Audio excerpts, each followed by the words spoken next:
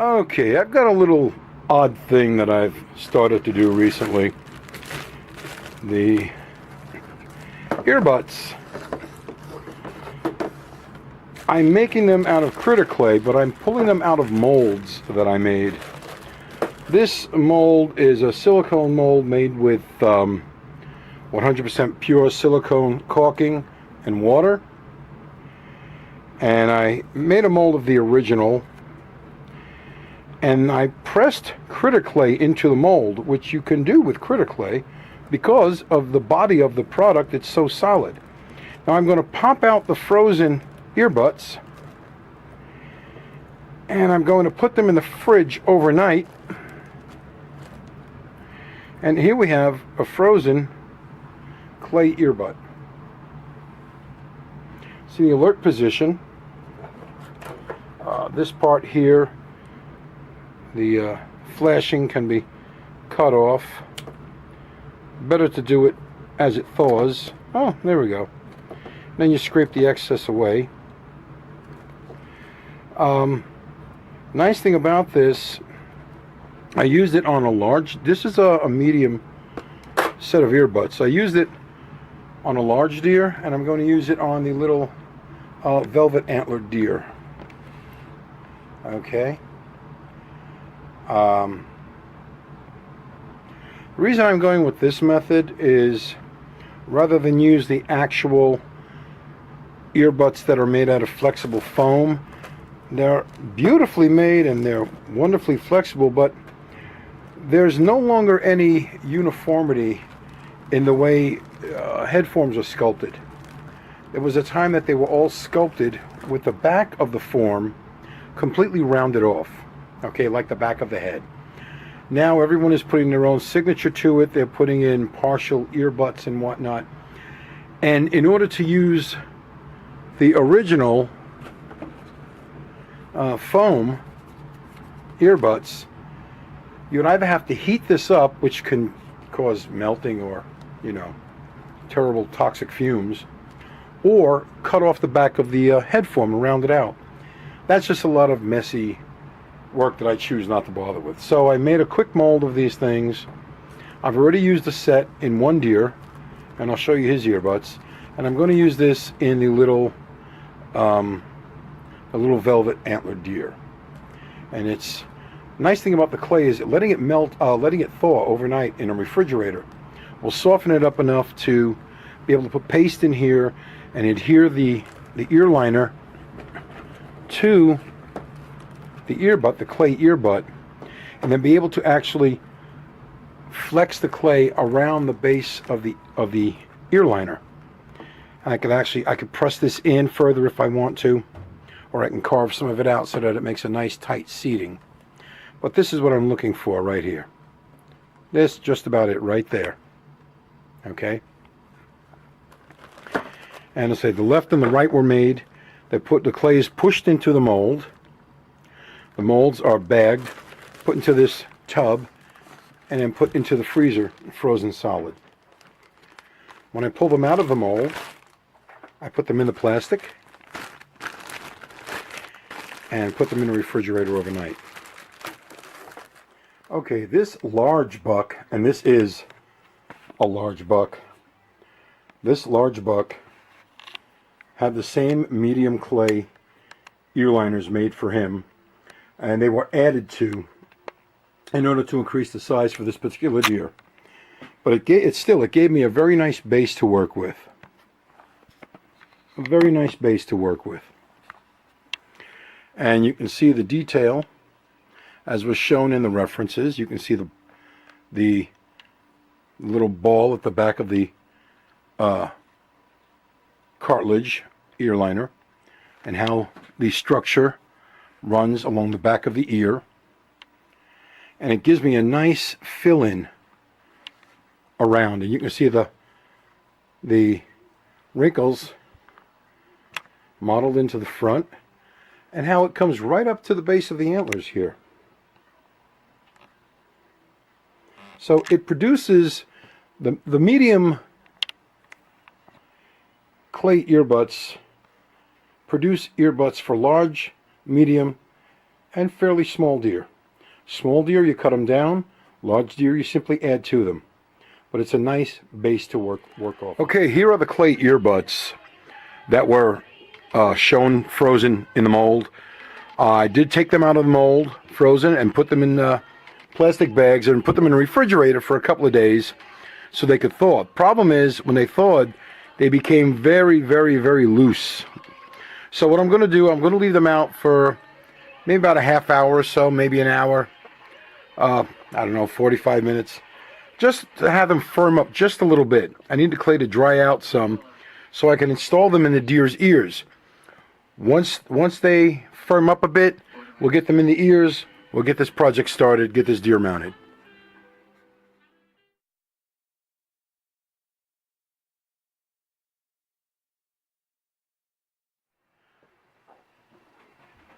Right, I'm going to take down this corner. I took it down on the other side, and it's nice and round. I'm going to take this corner down as well.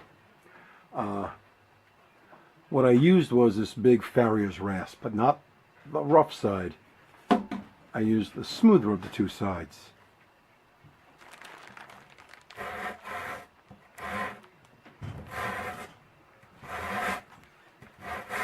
I go gentle because I don't want to knock off any of the mache. So it's going to do two things. It's going to round off the back of the head where I like it, which is good for the ear butts to attach to. It's also going to make it smoother to pull the cape over the form without that little corner sticking out and catching the cape as it comes over. I also evened off the back of this skull plate just a little bit.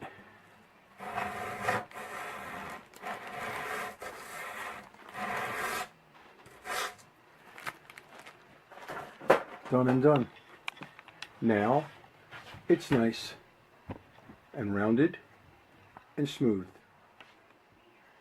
To seal it, there was a time I used to use shellac, but now I'm simply going to use Pro 1 Premium Hide Paste to seal where it's been filed and the internal foam has been exposed. I'll do it on both sides. And I'm simply going to let this air dry.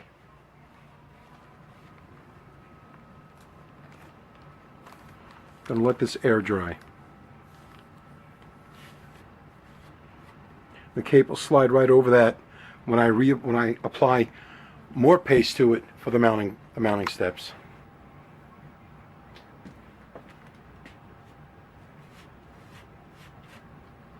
And there we go. To prep the nose before mounting, I take a bowl of clay. I'm going to flatten it out and apply it over the area where the nose pad is located. Now, even though the nose area on these forms are nice and rounded, this clay is just going to make it just a little bit softer looking. And if I want to roll the skin along here anywhere, it's going to have a soft underlayer to guide its positioning and rolling. I'm going to press that ball of clay very, very thin. It's not thick. It's going to be very, very thin.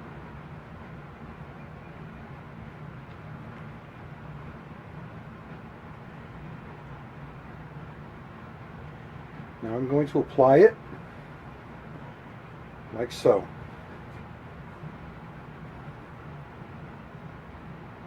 Make it fairly even, symmetrical. Put the whole thing over. Press it into place.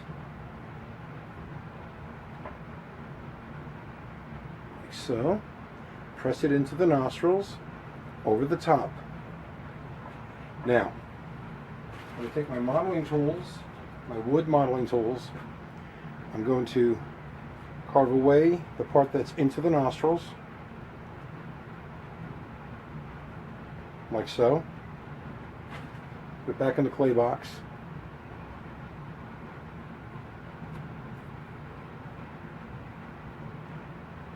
Smooth it. Trim it.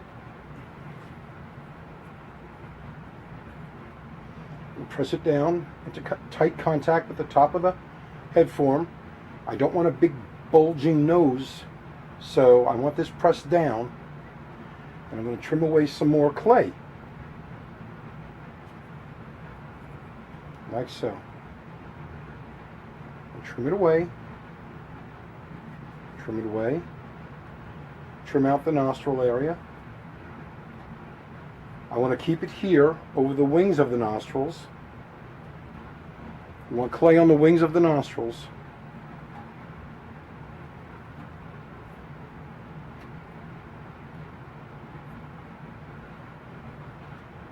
I want it back here.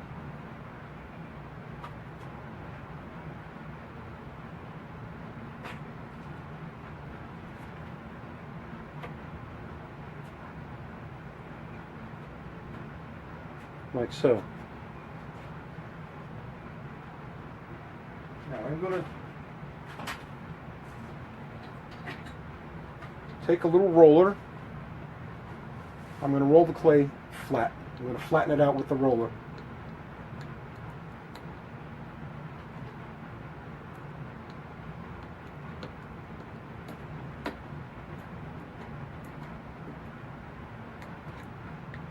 This does work better than smearing it with the fingers. The pressure is a little more even than with the fingers.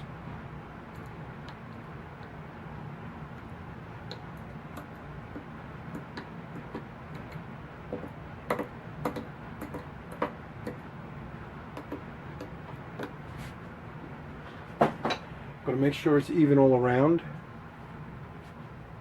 Trim it just a wee bit more.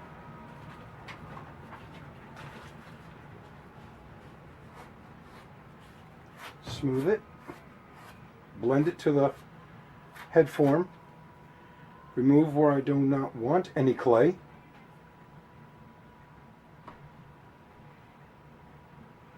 like so, and pass in front here. Now the Frenchman is out to lunch right now tonight.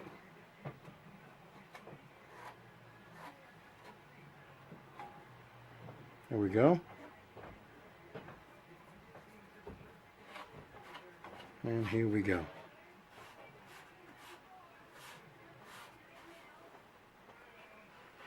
And that, as they say, is that. I'm going to coat this with hide paste. With some hide paste. Coat this. Coat it right onto the foam. Okay? Like so. And I'm going to let this sit and dry, air dry on the clay.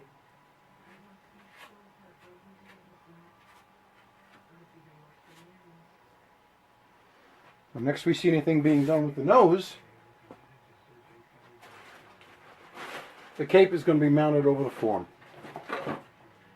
Last thing I do before pulling the cape onto the form, I put a little bit of clay at the rear corner of the mouth. That's it. That's it. I'm going to roll out a worm of clay, like so, and I'm going to construct the corners of the mouth. This is probably like one of the last bits of clay I apply to the head form. It just lets me get a smoother lip line after the lips are tucked, and I then blend this clay work into the mannequin from without the skin and then with the skin. It's not a lot, but it's just enough to give the mouth a little bit of definition at the rear corner. I hope you could see that.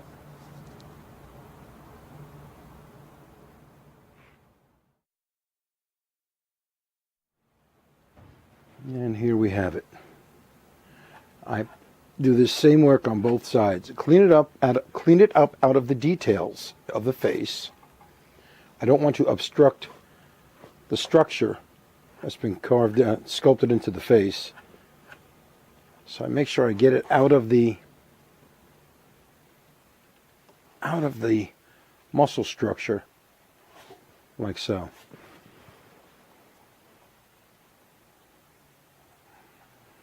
And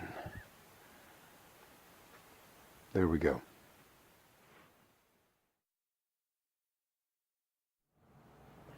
And here we go.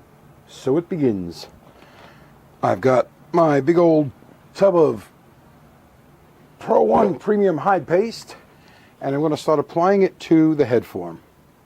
I start with the face first.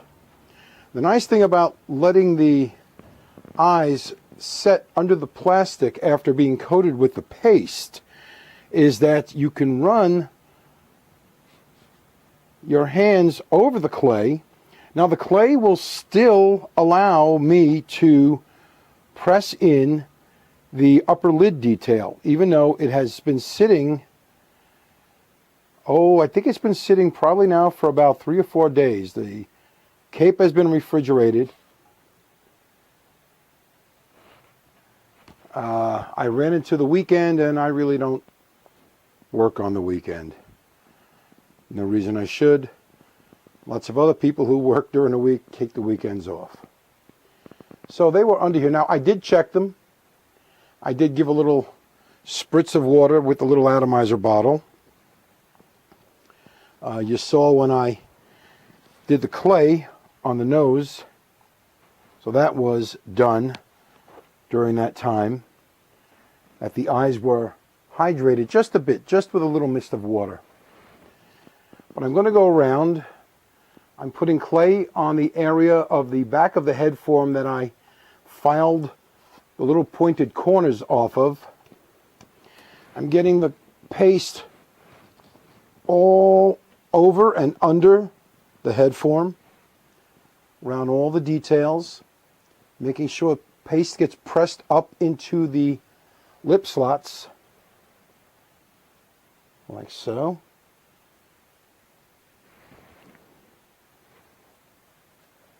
My gosh, this is a small deer. I'm just looking at the size of my hands against his widow head.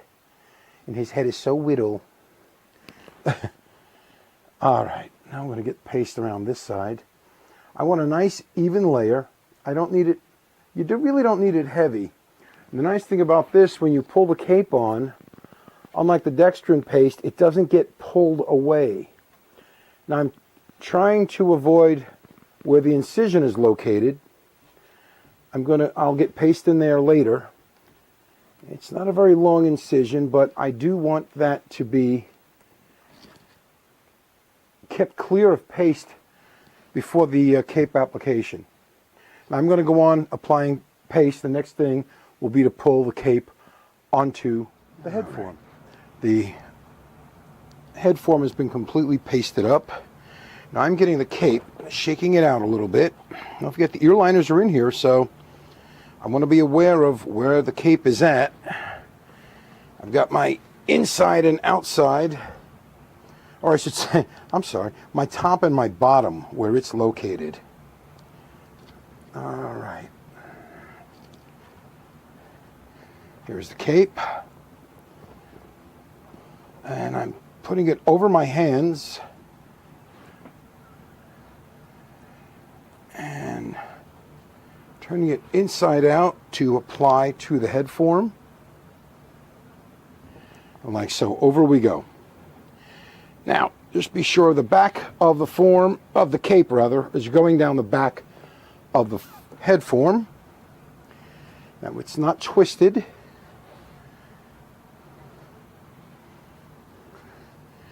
It was fitted over the form once while it was dry. It got a dry fitting.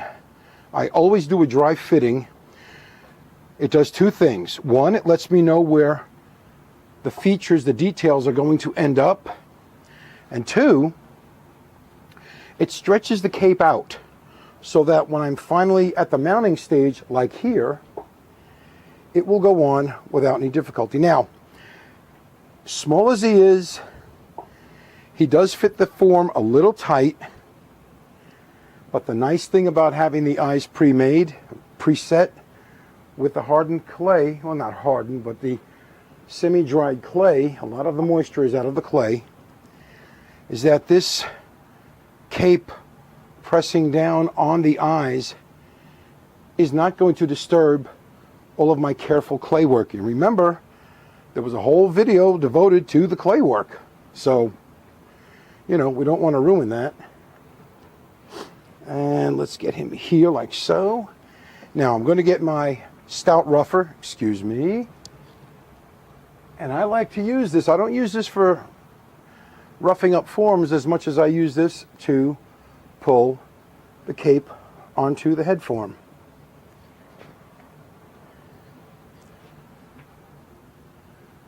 Like so. Put it down, get back here, my fingers under the cape at the eyes, at the top of the head, wipe the paste off my fingers. I've not put the clay earbuds in place yet. They're going to go on, they're going to go into the skin after I get him placed on the head form.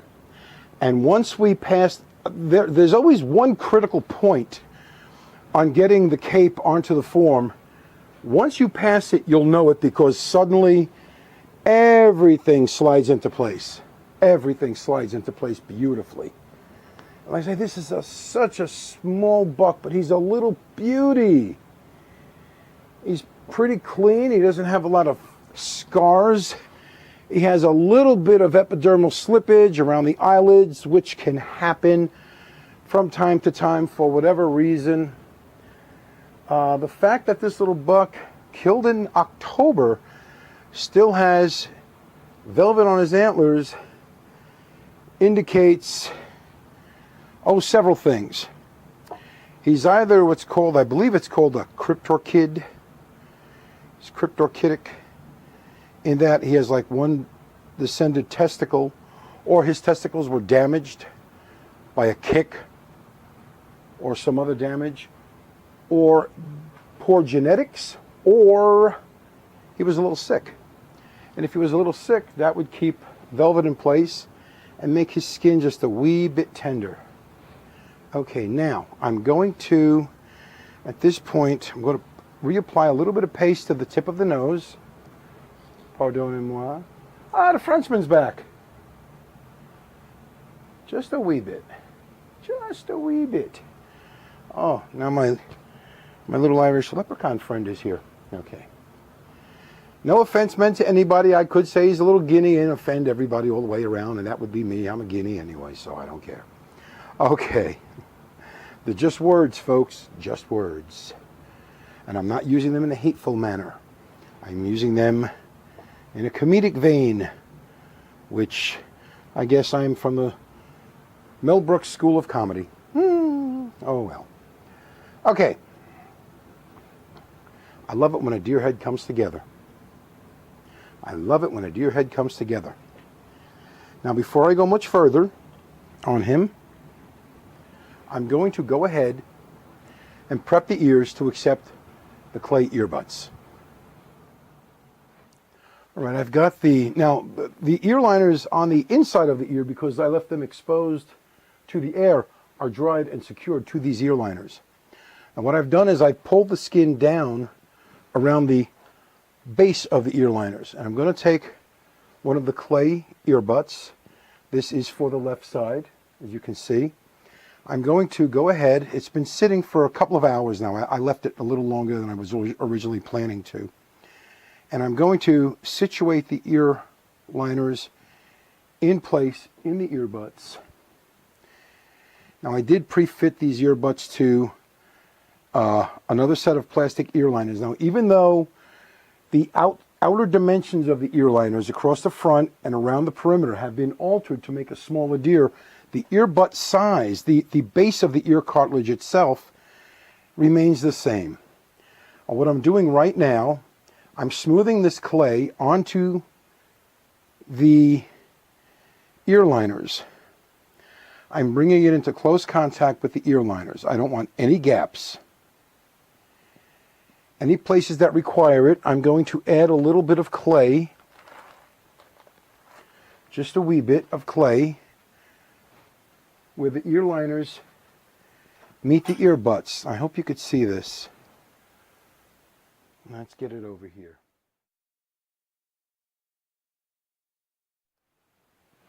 Alrighty. Right here, I want to get some fresher clay. A little roll of fresher clay. I'm going to roll out a little worm. Again. And I'm going to make a connection right along where the ear liners meet the ear butts. And I'm going to blend the entire structure together.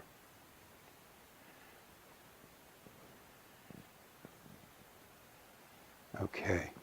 Now I'm going to take a little bit of paste. I'm going to paste up the clay of the ear butt, because clay will not stick to the skin. It is not an adhesive. I'm going to take the ear paste all around the clay. Be sure I have it everywhere it's supposed to be. Everywhere that will make skin making contact, the hide making contact with the ears. The ear butts, I should say. And I'll also put it on the inside of the ear skins just a bit. There we are. Now we'll turn the entire thing right side out.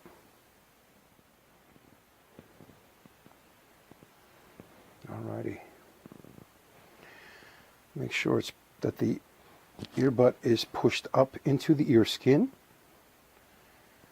It's proper locale. Well, I may have to get my big head in the way a little bit to get a good look at what's happening here.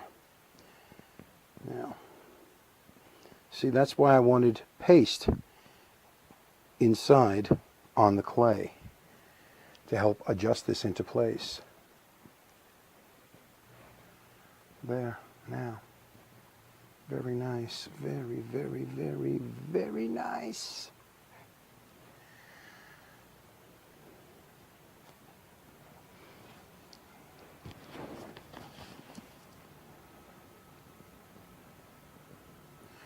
Now, off camera, I'm going to set the other ear base, and when I come back, the other ear will have its ear butt in place, and the antlers will be attached to the top of the head form. And as with every step through this entire process of working with these potentially delicate velvet antlers, the skull plate is being screwed in by hand. Oh boy. Fun? No. Careful? You betcha. Will I do it again in another instance like this? In a New York minute, baby. Absolutely. Abso-freaking-lutely. I'm going to continue on screwing the antlers in, getting them down tight, and then I'll be pulling the ears up in place and continuing on with the mounting of the little deer. With this skull plate, secured and the screw heads down tight against the bone where they belong, I simply fill over the open holes with some fresh critter clay. All four get sealed in the same way, making sure that they're smoothed over and the clay actually blends into the top of the skull plate. Well, to the top of the mache work. Okay, now I want to bring the ear liners, bring the ears rather, and the ear butts up into place.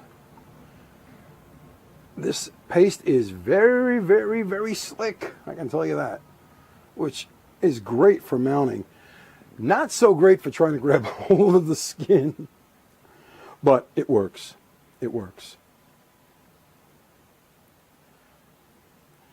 I get these ear butts into place, up where they belong. Be sure the eyelid skins are being located properly.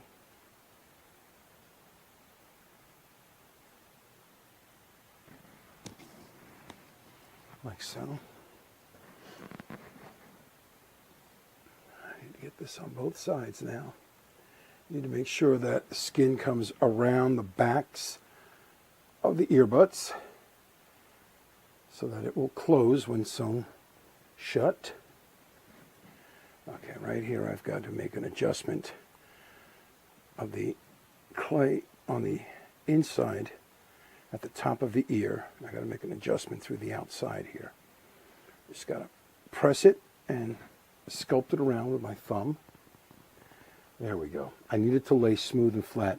There's a wrinkle right here. There's a fold actually where the clay is sitting where it wants to, and I want it to be where I want it.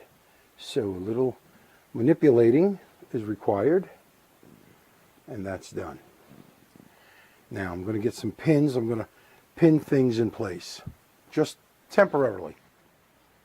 I'm going to go around back here and we'll pin this skin into the form at the back and manipulate this where I want it. Now I need to use a couple of long probes, a couple of upholstery probes.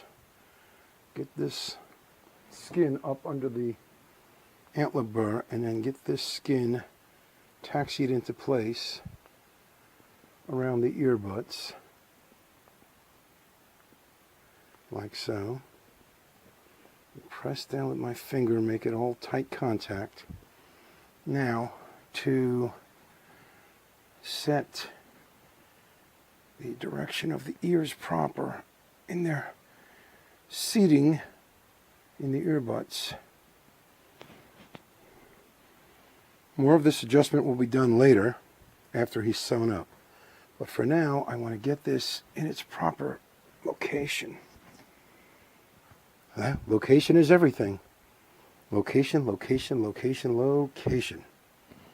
Now I want to get the skin oriented by brushing that little seam I spoke about in my reference section and get this meeting of the rear and front hairs meeting like so. And there's this going down a little bit much. It's going a little lower than I want. Over the next few days, this will be worked and pushed up and repositioned into its proper place.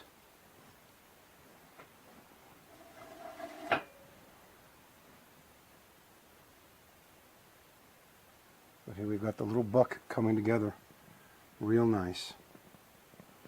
Now I'm going to go to the other side and do his other ear.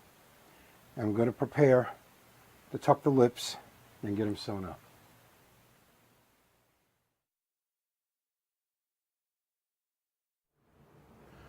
Before I do anything else, I want to get in here with the hide paste and get it up around the underside of the antler burr and also on the cape that's going to go around the antler burr. This way it's glued tight. It will stay glued into position around the antlers. Do this on both sides. You've got 2 antlers normally, and you want that done on both sides. Now you don't need a big heavy glop of hide paste, just enough to coat everything. It will go around down the sides, around the antlers, as long as it's up under the base. That's the main thing, up under the burrs of the antlers and onto the hide. I got to get around and get the other side. There, now the top of his toupee can go down, kind of what it looks like, and situate into place. Okay. And there. Now, the live deer did have all of this hair coming up around the base of his antlers. And I'm glad it turned out that way because that's the way he was when he was brought in. I was going to say in life, but he didn't come to me alive, so I can only assume that's what he was like in life. And you know what happens when you assume? I don't want to talk about it. I assume too many. Thank you. Okay. I'm going to bag this head, bag the face, before I worry about tucking the lips or anything like that. I don't want the face skin to dry out, so I'm going to bag the face so I can begin sewing up the incision across the top and getting the ears in their final position. Okay, to close this guy up, I've got him tipped over towards me, okay? It's at an angle which is easier for my back. Now, after having the hide paste placed around the head and whatnot on the top of the mache, I like to bring the skin up around as tight as possible, and I use the pliers to bring it along. After that's done,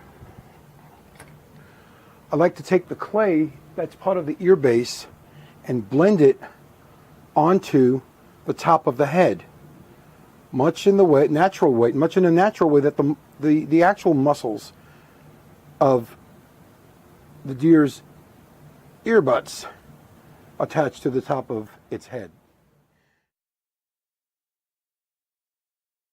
I'm going to reach under there and I'm going to put a little bit of paste on the clay just so that the skin will slide around. A little more paste here. There we go. That's great. Right there. Okay. Now, let me get my needle and thread. I've already have this double waxed thread attached to a fine needle. And you can see how small the needle is here. Okay. 3-cornered needle. It will cut through the skin where I want it. First thing I'm going to do is go in, and we have a little bit of a cut here around the area the needle needs to go through, so I want to be careful that I don't tear that rip. That will be fixed in place with the hide paste, and I can get a small hide nail over there later on while it's being set up. One of the toughest things to do is get the needle in the right place to start. All right. Now, to make sure that the knot does not get pulled through, I go through. It's a double strand of thread. I go like so, pull it down, then I grab one side of the thread over the other, pull, and that will bring the knot to the underside of the hide. It will not show from the top. Now I'm going to get in here. I'm going to push the needle through. Now this is just going to be a simple back and forth, a simple baseball stitch at this point. I get my probe and be sure the skin is shoved under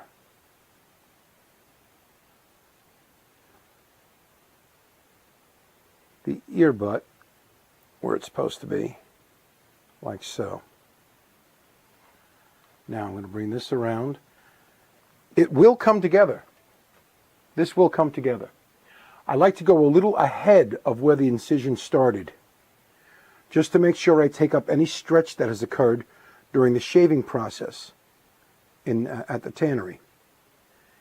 I'm going to hold down the skin here and push through. It's a little tough. It's a younger deer, but he has got some tough hide, no doubt about it. Sometimes it helps if you use a long nose pliers to help bring the needle along. Now again, I'm going to bring that down. I'm going to bring these two ends together here. I want to watch now. I don't want to pull until I don't want the thread to snap through the skin. But right here, you can see that the skin has been drawn together at that point.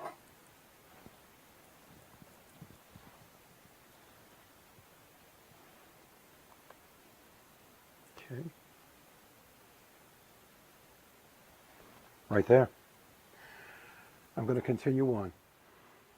After the needle's pushed through, I hold the skin down with one finger, pull up on the needle with the other hand. This way the skin doesn't keep rising and pulling the stitches apart from themselves. Now I draw them together carefully, like so.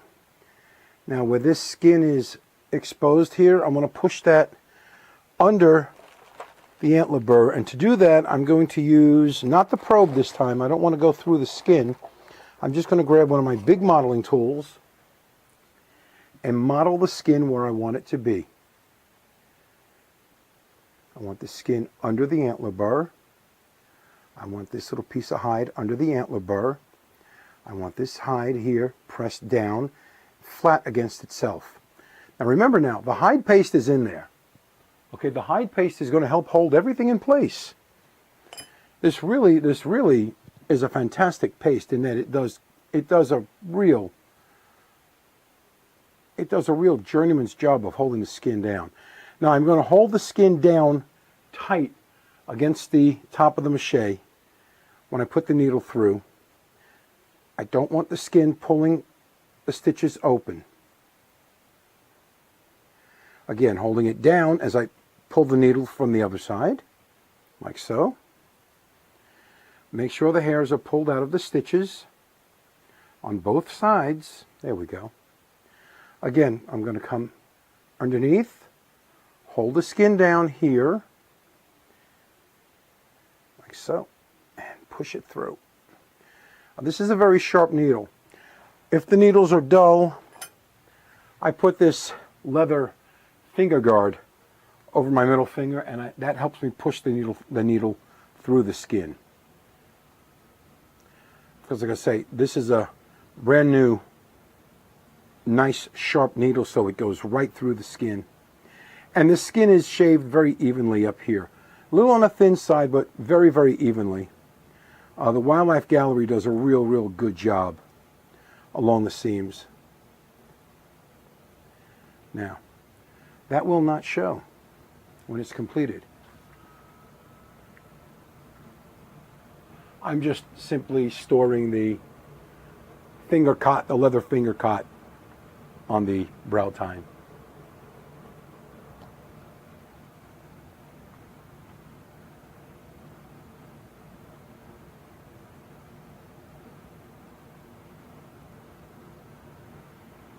And we go through again. Now, as I said, the top is closed with the baseball stitch.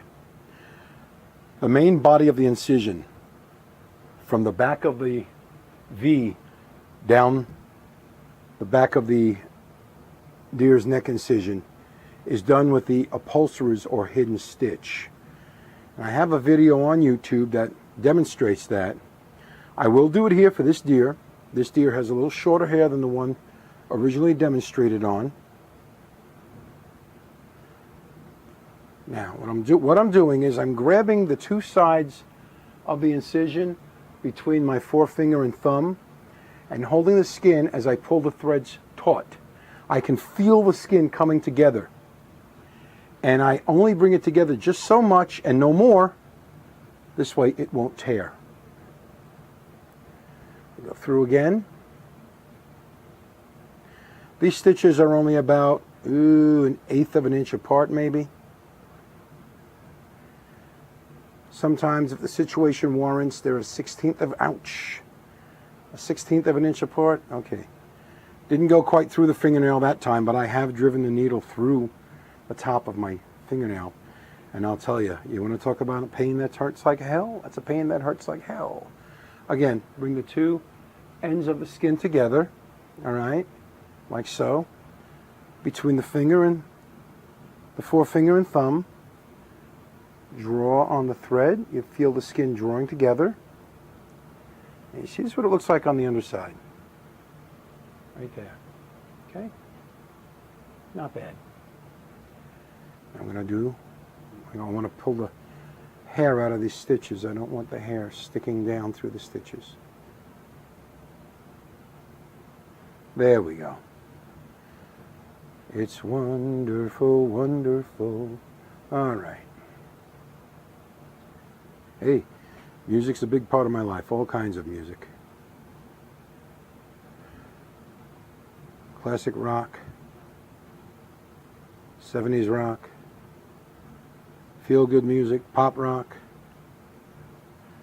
No country or western. I don't like either one of those. Classical music from time to time. If I really want to relax, I'll put some classical on.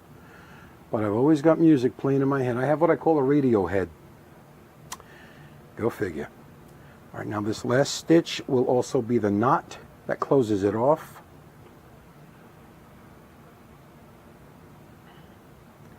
And to do that,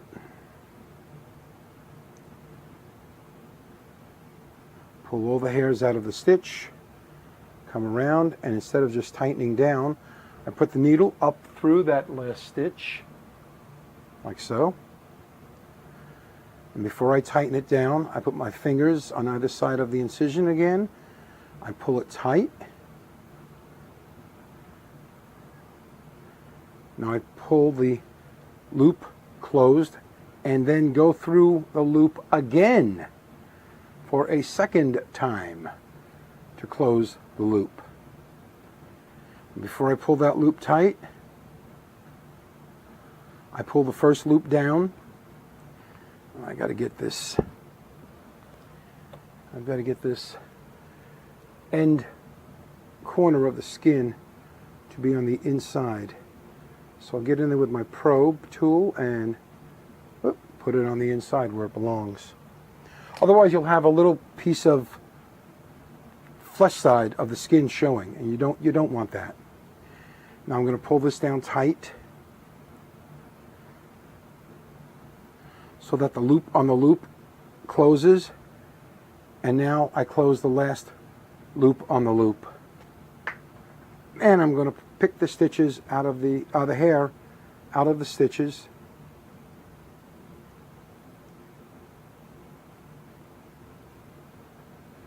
There we go.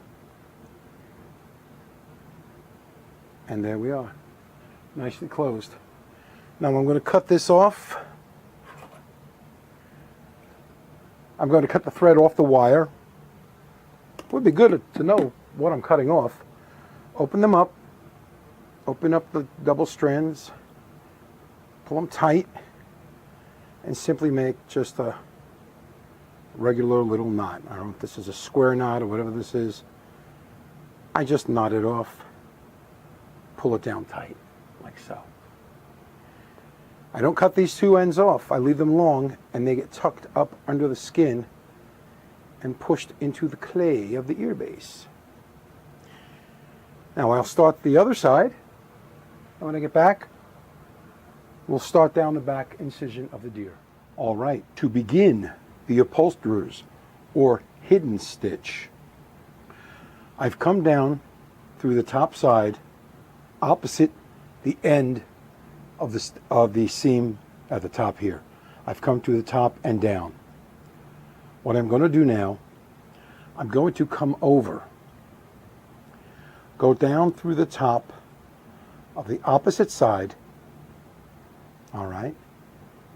Now this is a stitch where you have to be aware of the hair being pulled through, especially when the thread gets a little gnarly from having hide paste on it.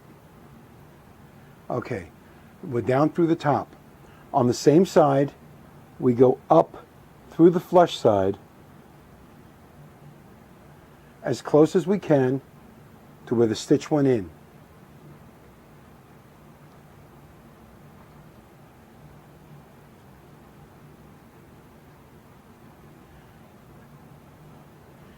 Now we're going to cross over. I'm going to cross over the top, like so, to the opposite side. I'm going to grab the skin here. My fingers are going to be in the way for a minute, but I'm going to grab the skin on this side Maybe I can use a pliers just to hold the skin so my big fat fingers don't get in the way. A little silver tip of a pliers. Here we go. We go down through the top on the opposite side, like so. Pull the needle through.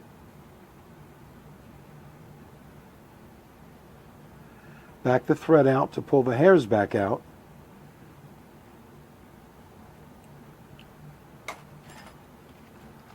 Now I'm going to have to pick these out. I'm picking out the hairs. I say these, I don't know if you know what I'm talking about. I'm picking out the hairs that came through. Okay. Now, on the side we just came down on, I'm going to go up through the flesh side, like so. Pull the skin. Pull the thread. I'm going to bring these first 2 stitches together.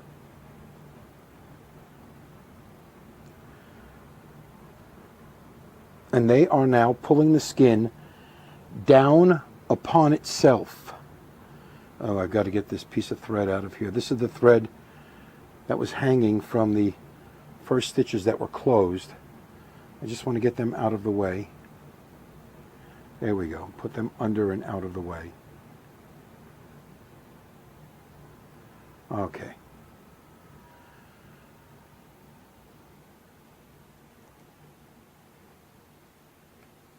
Let's see if we can show this.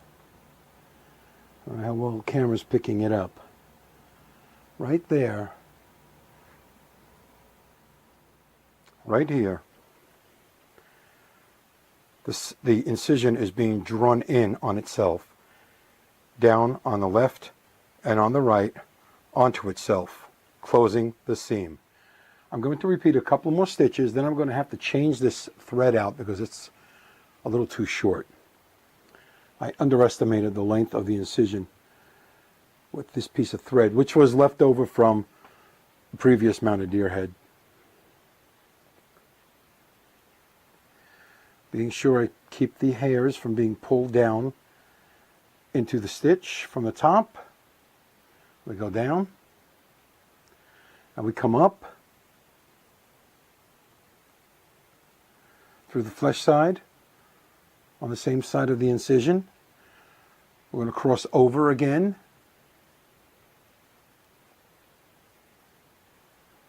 There we are. Cross over to this side, to the right side, down through the top of the right side, down through the top of the right side, holding the hairs back out of the way. There, I didn't, only pulled 1 or 2. That's good, that's good. Okay, now up through the flesh side on the right, same side we came down on. Now again, over to the left and go down through the top of the incision on the left. I've got a lot of clay and whatnot built up on this needle. I'm going to have to clean the shaft of this needle off. Pick the hairs out of the threads as we go. Now I'm going to go up through the flesh side on the left side of the incision. Put my finger under the incision, draw it down on itself. Between the thumb and forefinger again, just as I did earlier. And here you can see the incision coming down on itself, right there. Right there. Can't make it any plainer. This side comes down, the right side comes down, the left side comes down. They join on themselves in between, hidden beneath the surface. Thus, the invisible, hidden upholsterer's stitch. That's how it's done.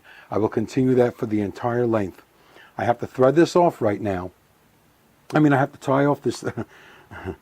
I have to tie off this thread right now, so I can cut a new thread to go further down the incision. And I need to clean off all of this nasty gook off my needle. See how it's coated? One part is nice. The back part of the needle is all nasty. I'll be back. This is the thread I use. Purchased from Joe Combs. He still supplies it. It's a nice, heavy, pre-waxed cotton polyester thread. I can use it single for closing cuts and bullet holes and arrow holes, and of course I double it over for my regular stitching projects.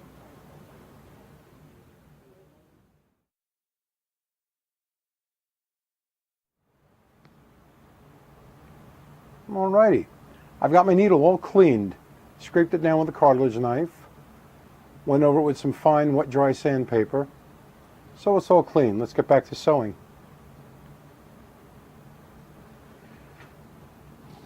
The thread that I had to cut off yesterday because it was too short has been tucked under the incision and pressed down into the clay for the ear butts. I'm going to start by going up right alongside the former stitches. I want to go up to start. The reason I'm going up to start is because when I pull this knot down tight, I want it to be on the underside. The only way to be on the underside is to come up from underneath. So, let me get the hairs out of the way. I've looped through the doubled thread at the base of the knot. I'm going to pull my thread through, pull down to shorten up, grab one side of the thread, pull, and you see the knot going underneath. Now I pull on both. With that done, I'm going to go over to the other side and pull these threads down from the previous stitching, and I'm going to go in through the top right next to the previous stitches.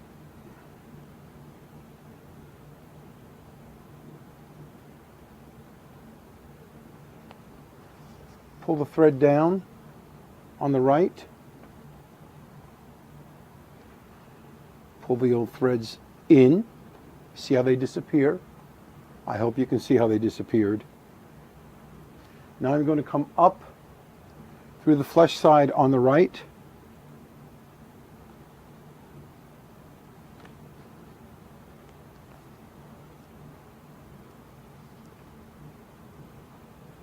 Going to cross over to the left side of the incision, go down through the hair side, through the top,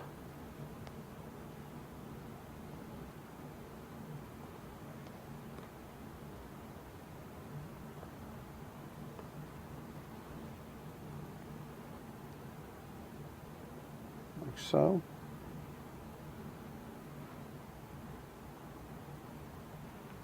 Keep the threads out of the stitches as I go. Keep the hair out of the stitches as I go, not the threads. The hair. Keep the hair out of the stitches as I go. Now I'm going to come up through the flesh side on the left, like so.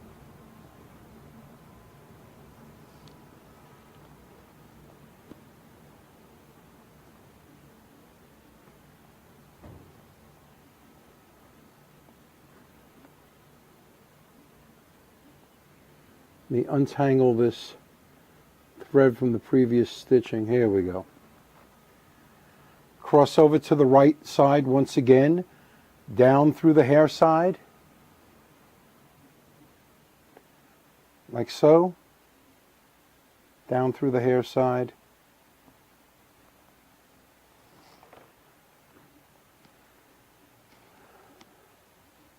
like so.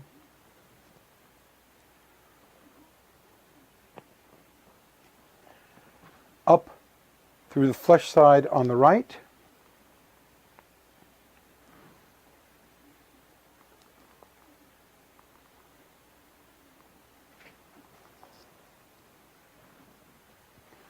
cross over to the left one more time, down through the hair side on the left,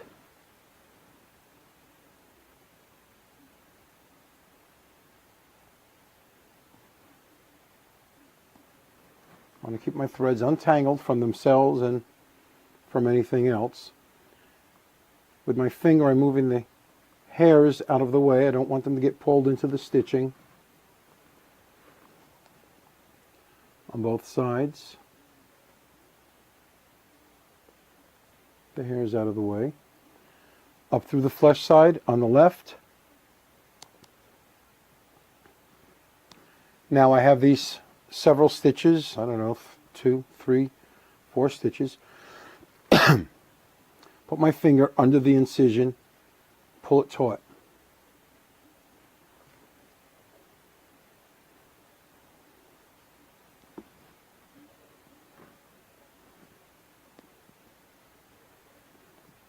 Like so. And there we have the hidden or invisible or upholsterer's stitch. Now I've got this entire length to accomplish all the way down to here. I'm going to continue on off camera because I'm in a position where I'm reaching over the deer instead of being behind it, and that's a little uncomfortable. So I'll be back. I'd like to demonstrate one little thing. You saw how the threads were, coming away from each other and just really interfering with themselves and catching hair. Let me demonstrate how I wax thread. This is a little cake of beeswax. I got this actually from a place that was selling honey.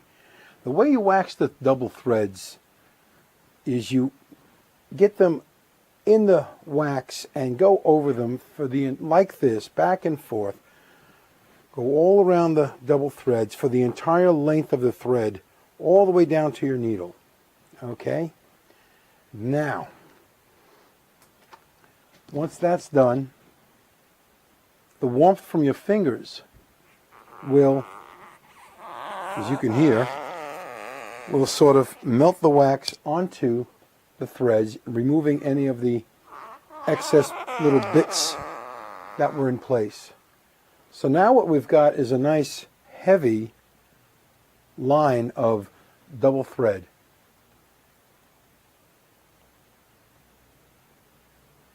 Like so. This will keep from getting in its own way. It was actually getting in its own way. And you see how nice it will pass through the hide as well. Not catching. Let's say the thread is pre-waxed to begin with, but if you wax it after doubling it over, you can pull your hairs out of the stitch, and a little easier to control the hairs not being pulled through, like so. You come up. It also allows the thread to pull through the skin much smoother. You see how it's not coming apart on itself like it was before. I really should have waxed the thread before I started, but now you see how the simple process of waxing the thread is done. You'll always read, you should wax your thread. That's how to do it. Okay, I've stitched all the way down to the bottom. I'm about to close it off. The last loop will create the knot. I put the little needle through the last loop, and I pull from, well, I pull like so. Yeah, hold the loop up, clear the hairs, pull down on the loop, like so. Now I'm going to pull this down,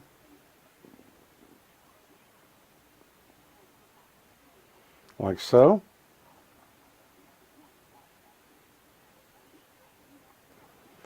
I'm going to cut the thread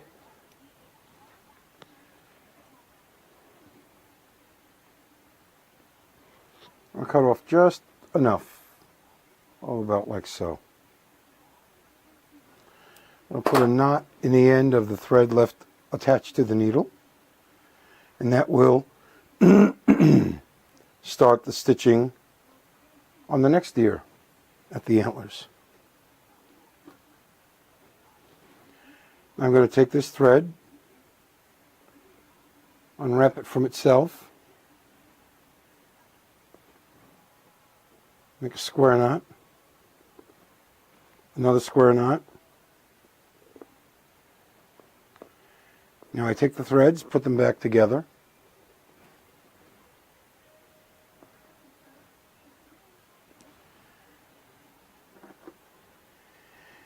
Get a 6-inch needle.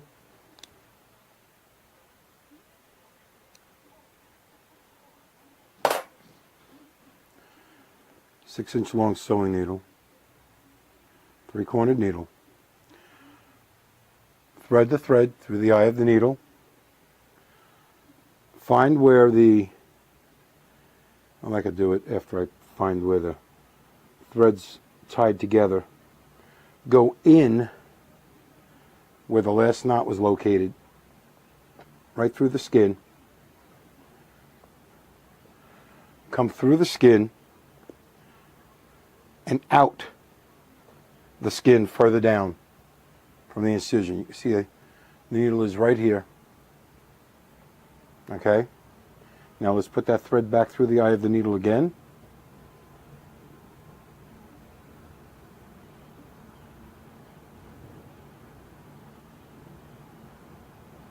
Like so.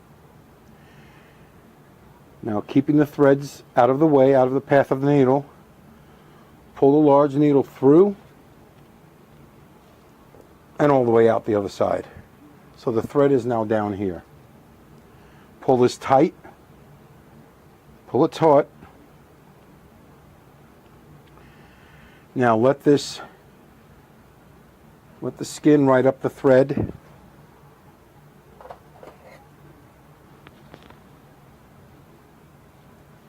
Cut it without cutting the hairs.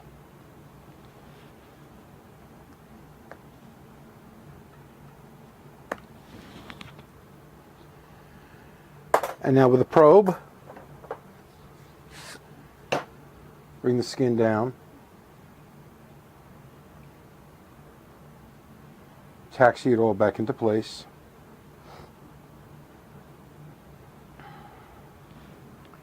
And we straighten out the incision area.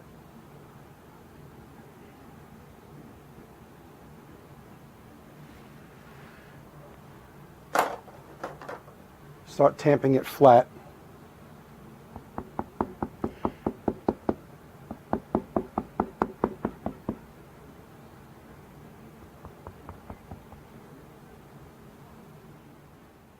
What I have here is some of the Pro One Premium Hide Paste and a little water.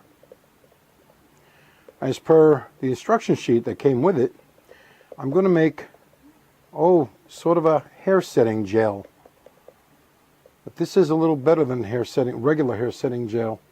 This will get down and really tame any hairs that might want to stick up.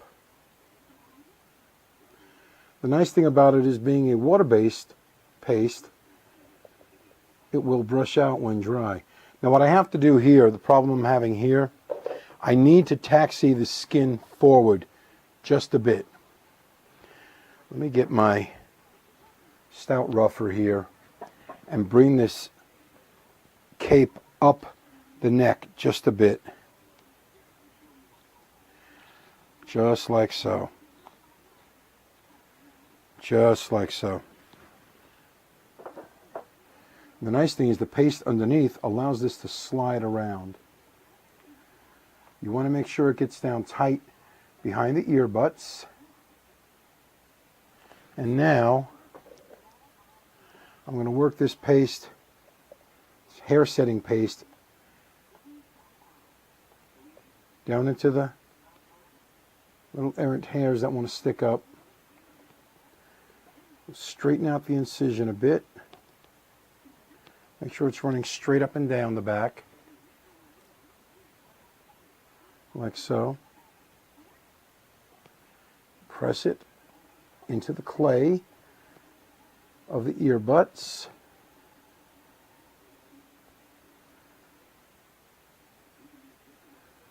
Now down we go, and we do this all around this back area here. There we go. Nice thing is it does not have a scent of its own the way regular hair setting gel does. The hide paste really has no aroma, so it's not going to leave an unpleasant smell behind. I'm going to brush this into the hair.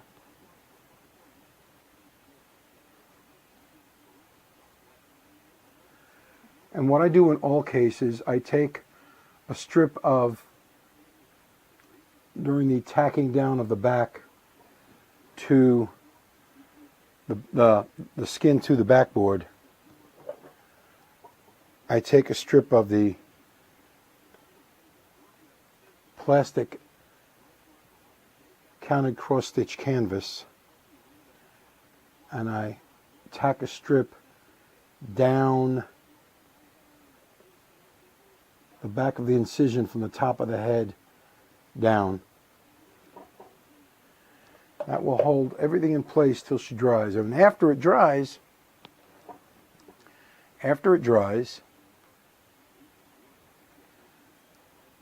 it's not going to lift away even after brushing out.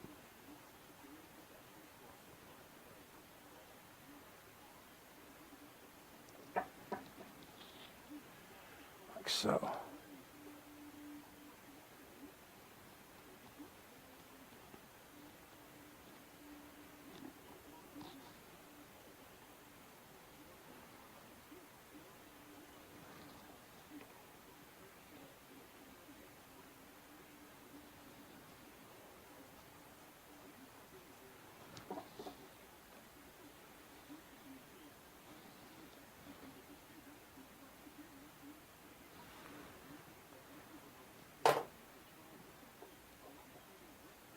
And that's good for now. And what I'm going to start doing is shaping the clay at the back of the ear butts, getting my anatomy put in place. You've got that muscle at the back that comes along. Get my references, my 3D references. And I'm looking to recreate right here. I'm going to do that. Just simply press in with my finger. Or I could use one of my modeling tools.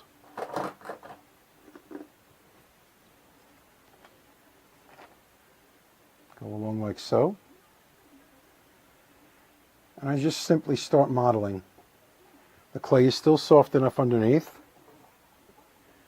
Here's the bulb of the cartilage located right here, as seen on this 3D reference piece. And just simply keep manipulating the clay until I have all. See, and as I'm moving it, I'm pushing it up a bit too, so that it sits higher on the head where it belongs. They don't sit as high on the head as a moose. We're talking about a whitetail deer here.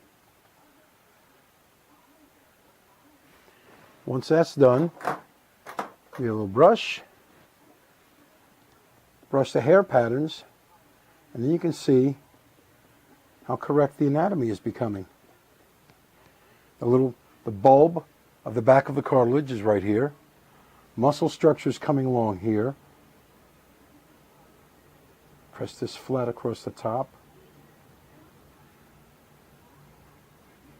like so. The hair starts coming down at an angle. Doesn't come straight back. It comes down at an angle. And more of that will take place during the actual final grooming. I still have to set the eyes, nose, tuck the lips, and whatnot. But this is just some basic structure formation here that I want to get to before she starts to have a chance to dry up. Don't forget, after freezing, that clay came out real wet once it was thawed. So, you know, it's real workable and real sculptable. And that's one of the most important things, is to be able to sculpt your details into your deer. Get them as symmetrical as you possibly can. Both these ears are going forward, so both these ears need to have the same details showing on both sides.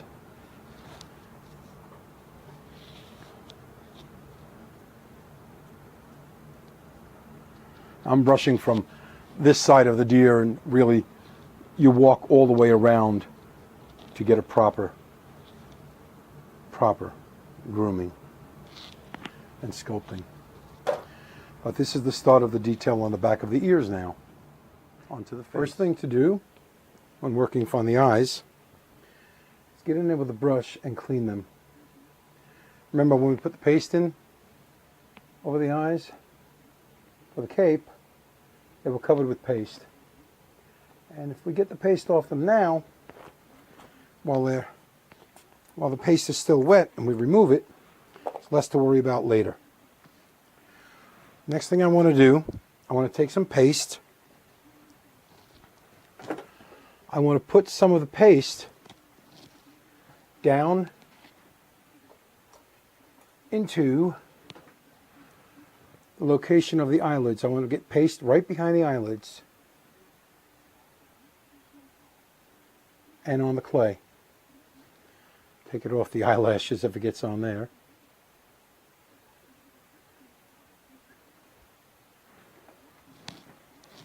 I want to get paste under the eyelids.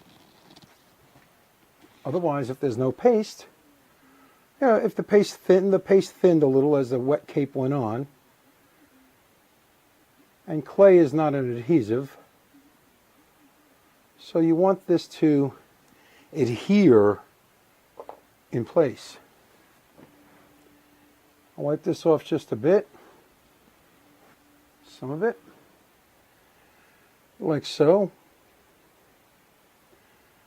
Press this into contact here. And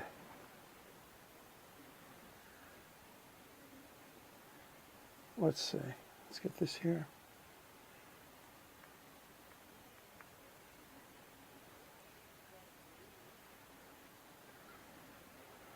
All right.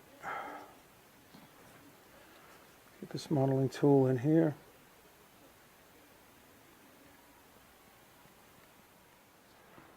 And one of the whole things is to taxi the skin into place, which means we bring it forward. You see it moving forward here just a bit. Get everything to line everything up where it needs to go. We want this lacrimal gland to enter the lacrimal opening that was made in the form and shaped with clay. I want to gently press contact the eyelids into their position on the clay. Bring the skin forward a bit. We go under here, under the upper lids.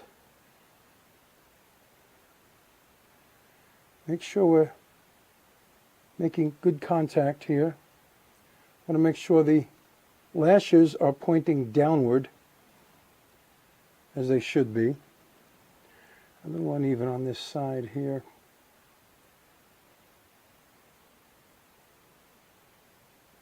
Here we go. Bring this skin forward a bit more.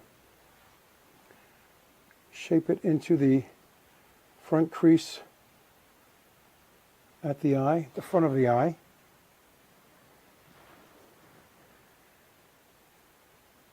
Manipulate the skin around.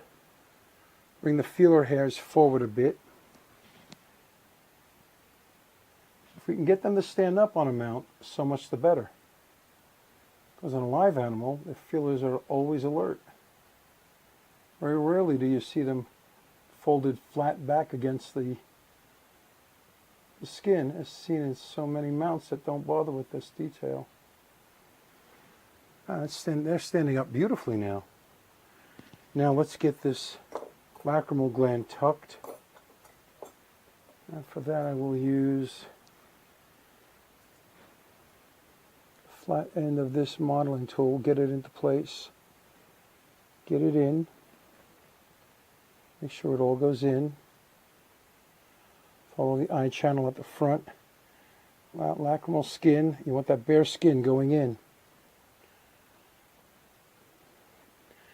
Now the clay that was put in place will close over this, like so. And over the course of the next few days, the skin and the hair pattern will continue to be adjusted.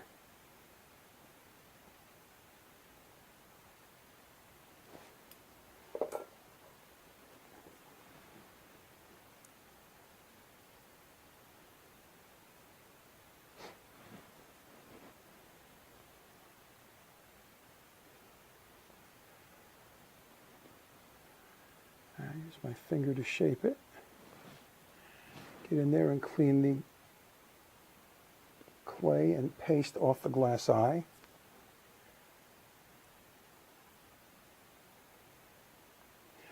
Now, remember I said the skin will tell the story of where the eyelid crease goes. This deer is not showing a whole heck of a lot.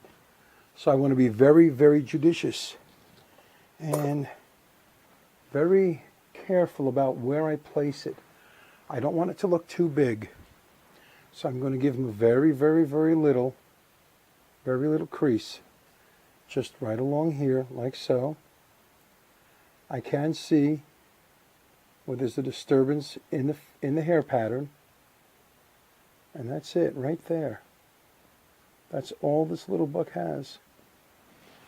That's all he has to show for it, right there. Like so. Now we reshape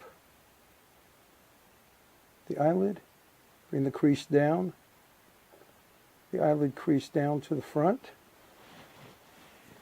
You want to, now that gave him an angry eye from the front. Ooh, we don't want an angry eye. So we raise that a bit.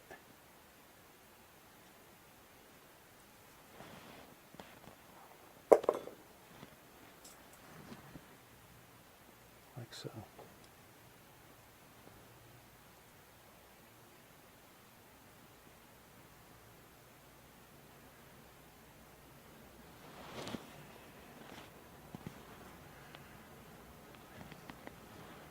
Now we have a nice eye happening here. Like so. Let me grab a brush real quick and give him a light brushing over, just a light brushing over.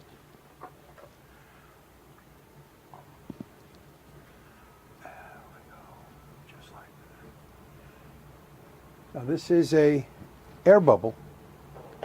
So we'll grab a three-cornered needle, a big three-cornered needle, pop the air bubbles under the skin that are forming under the skin.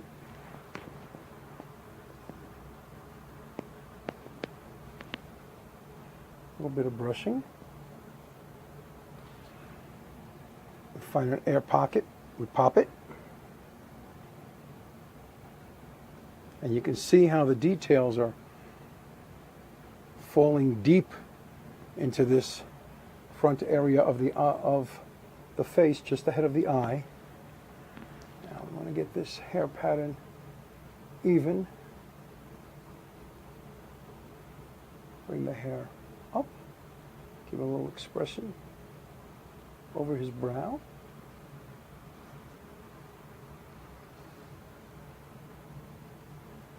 And I'm going to continue to work on this eye a little bit. Then I'm going to go to the other side. Then we'll show the tucking of the lips and the setting of the nostrils. And here's what we have from the front view, I should say. Besides cleaning the eyes, a wet brush can go a long way in aiding to shape the eyes, and I'll tell you why. The brush is much softer than a modeling tool. The brush can help shape the lower and upper lids without a lot of distortion, as can happen if you're not careful with a stainless steel or a wooden modeling tool.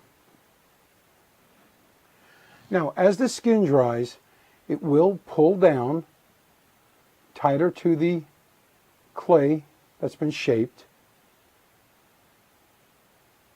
and you will get a more refined shape.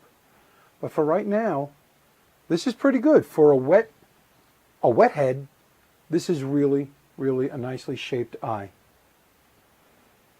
Now I'll see if I can't darken in these little epidermal slippage areas so you get a more clear version, a more clear view, I should say, of what exactly it is I have going on here. Now here is the eye from the front after a little fine tuning and just a little burnt umber oil paint to kind of blend everything together to give it a cleaner image than before.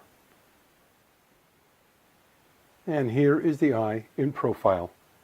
Again, a lot of fine tuning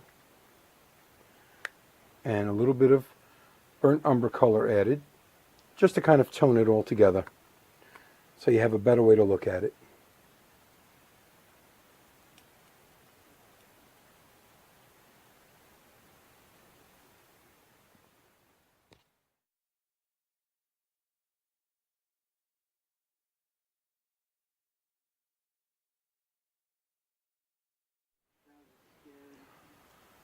Okay, one of the things I do in order to bring these feeler hairs forward, besides using just a modeling tool, I like to get in down at their roots with a needle and actually bring them forward by the roots. I don't recommend yanking on them or tugging, even gently, because even a gentle forward yank on the hairs can tear them out of the sockets. Don't forget, we thin these skins down a lot. Now, over the course of the first 3 or 4 days, this will need to be repeated because as the skin dries, it will have a tendency to pull them down. Now, you want to bring the feeler hairs forward and up in order to get them to stand. Go in at the root, forward and up. You might have to adjust the skin here a little bit, but forward and up. Never grab them like this. I mean, this is easy, but they will very, very easily be yanked and pulled out of their sockets with the littlest prompting. You know what I'm saying? The smallest prompting can get them yanked out of their sockets. Okay, so here they all are. Bring them up, forward, and up. Like so. And see, doesn't that look nice? Doesn't that look nice? Pretty, pretty, pretty, pretty. The lower feeler hairs are handled in exactly the same way. Okay? Feeler hairs down here are handled exactly the same way. Get down there with a needle into the root. Lift and forward. Forward and lift. A lot of times too, if you just press in at the root, you can get them to stand on end. Just like so. Just like that. Believe me, the skin will pull down and it will dry. But if you need to, just feel better about it, just go over with a wood modeling tool. You can soften the look on the skin again. Little tips like this will produce a most realistic deer. Okay. Leave us unwrap the face. Peel the schnozzle back over the clay. I'm going to add just a little more paste here.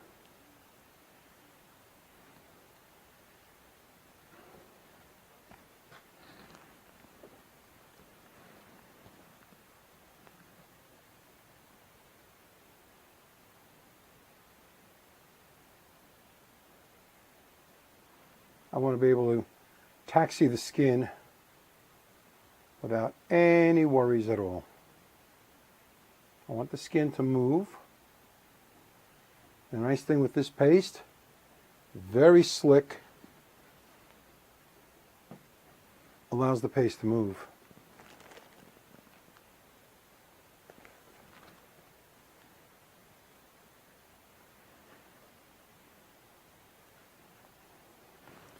Put a little bit on the inside, just take it off my finger, and I got some on my finger, so I wiped it on the skin.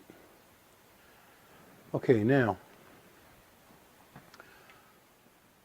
I've rolled out a little worm of clay, and I'm going to put that in the front of the lower lip.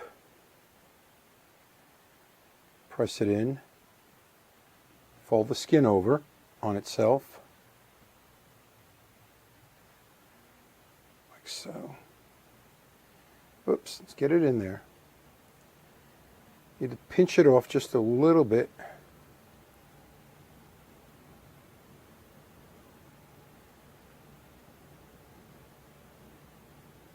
Just a little bit. There we go. Don't need a lot. In fact, this might be just a little too much, so I'm going to take some of it out. It's just a little long. Take some of that out of there. And we're going to prepare to turn the whole thing over, start tucking the lips. First thing to do, preparation for tucking the lips, is to pull the muzzle back in place, back over, put it in place. I'm going to trim out the backs of these nostrils some. I'm going to grab it with a hemostat just to hold it. And we're just going to trim the back of the nostril skin.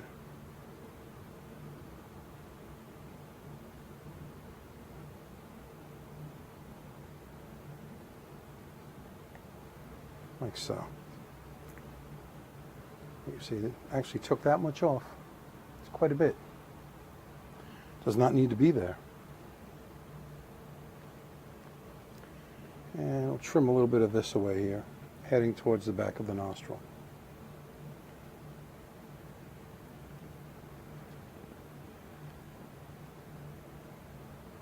Even it off. Oh, there we go. Like so.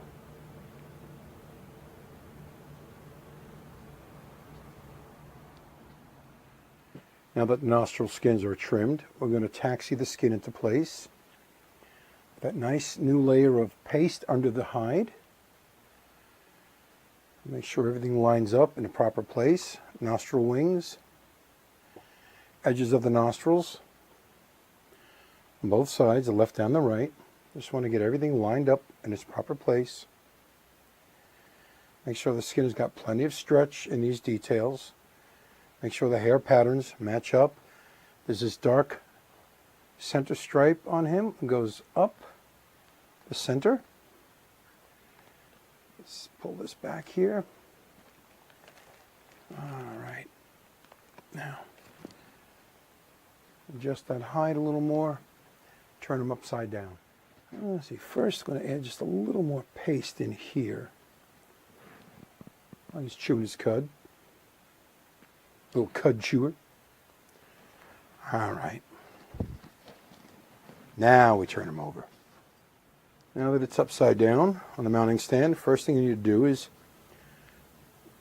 taxi the skin around just a little bit. But make sure you work out any unwanted wrinkles, unnatural wrinkles, so that we can line everything up. I'm going to take my lip tucking tool, start tucking the lips. I'm going to start at the front. First thing I want to do,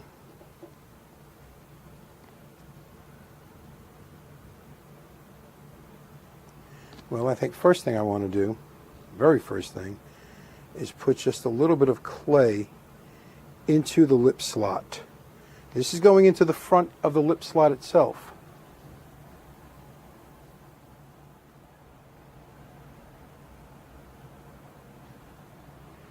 Like so. Into the lip slot.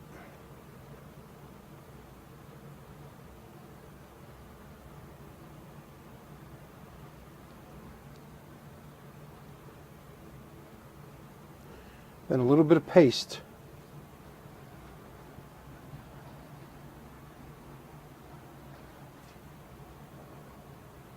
I add some paste for taste.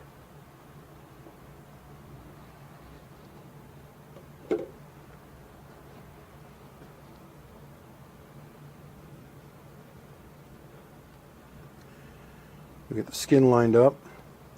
Make sure the center of the nose pad, which is here, is located at the center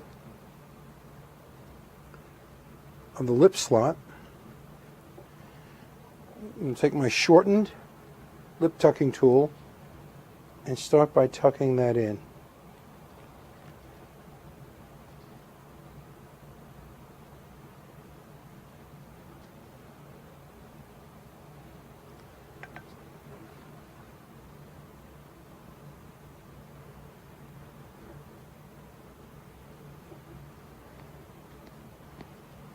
Now, I'm going to go along toward the back, work my way toward the back.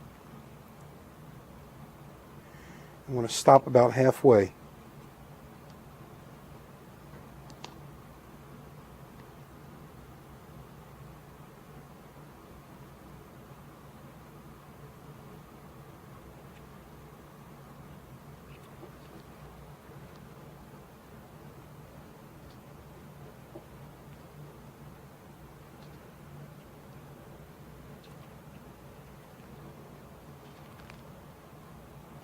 Now what you want to do, you want to get the inner lips tucked until you come up to the hairline. Okay?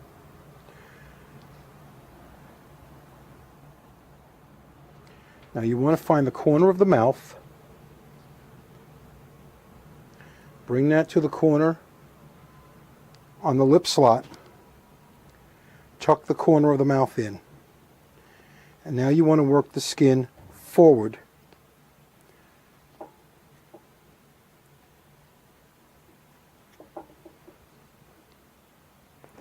Wipe off excess hide paste. Bring the lip skin all together.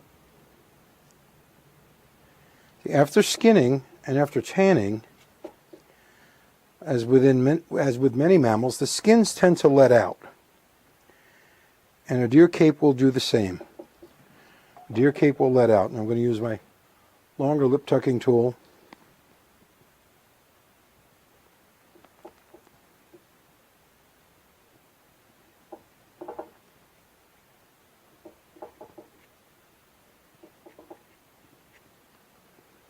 Like so.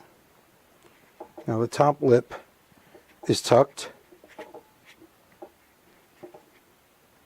Just like so.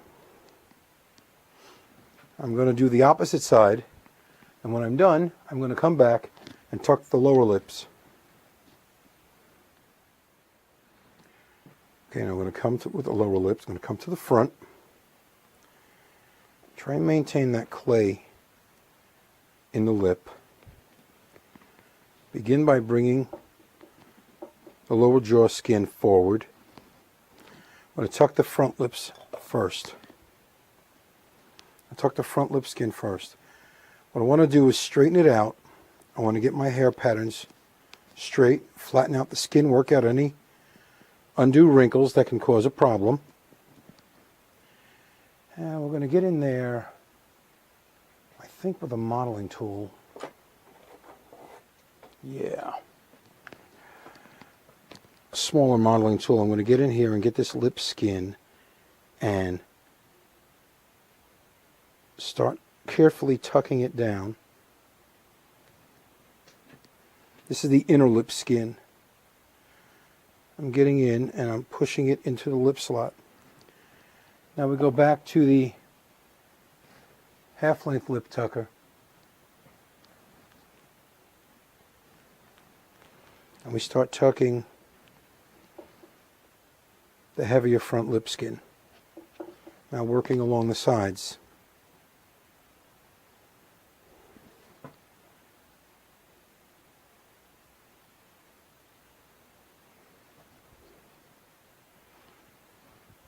Really, I'm working the lip skin into the slot, sort of walking it in.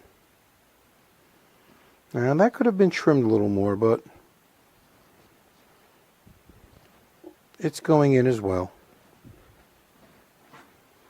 You tuck one side, then the other.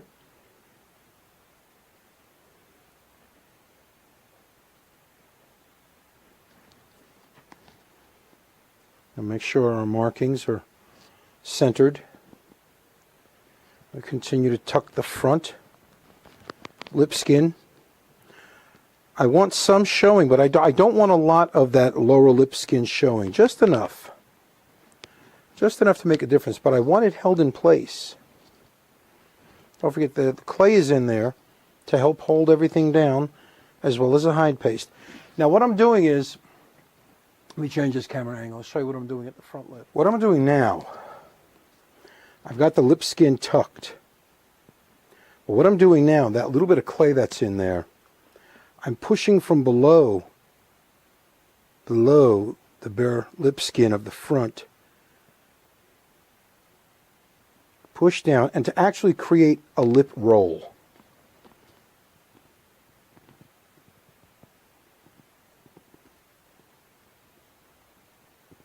I don't want a lot of lower lip showing. I don't want too much showing. It probably will pull down some as well. Now remember all that soft clay that was on the nose pad? Or that I put in place on the nose pad? There's a reason for that. Right now I'm starting to model it. Well, on camera it's being modeled up, but anatomically speaking it's being modeled down toward the front of the lower lip.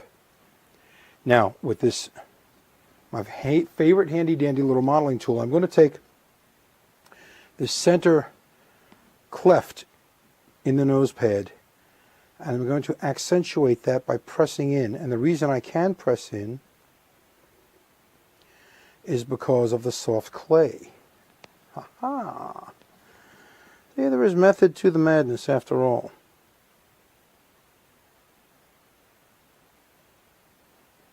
Again, we roll that down. Want to create a nice, soft, rounded appearance. And then put that little cleft in the middle of the nose pad. Right there. I'm going to continue on tucking the rest of the lips. And what you're looking at is the lower lip going in from, you're looking at it from the front. Working that lip skin into the lip slot.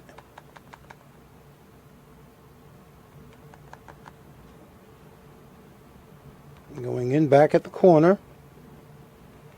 Getting all that lip skin in. I don't want any internal lip skin showing on the outside.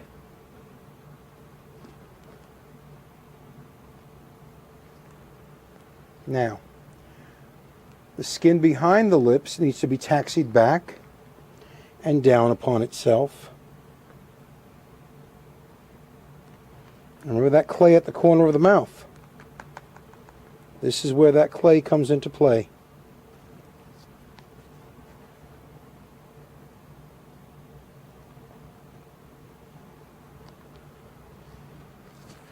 And I'll demonstrate that when it's back in the upright position.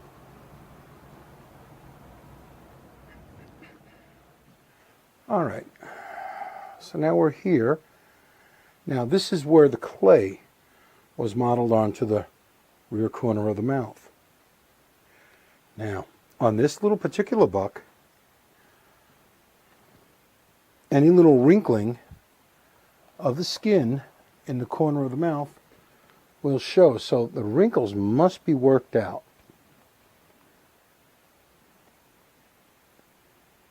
You work them out with a modeling tool. And you make sure you get the air bubbles out as well.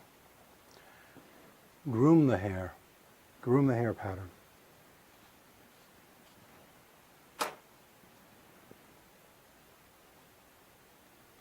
Now, the clay under the skin is modeled into position, manipulated around with your fingers. Use your fingers. You can see I'm creating the corner of the mouth here. It's very, very subtle. All right, it's not a big detail. It's very subtle, but it is there. That's the main thing. It is, in fact, there.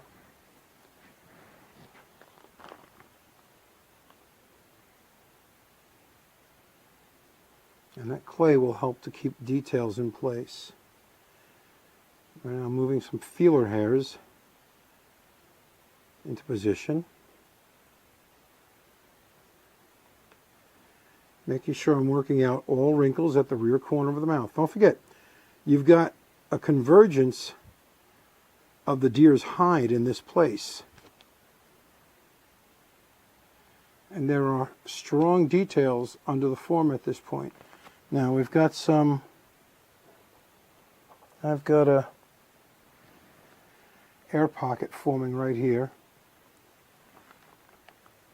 Puncture that with a 3-cornered needle.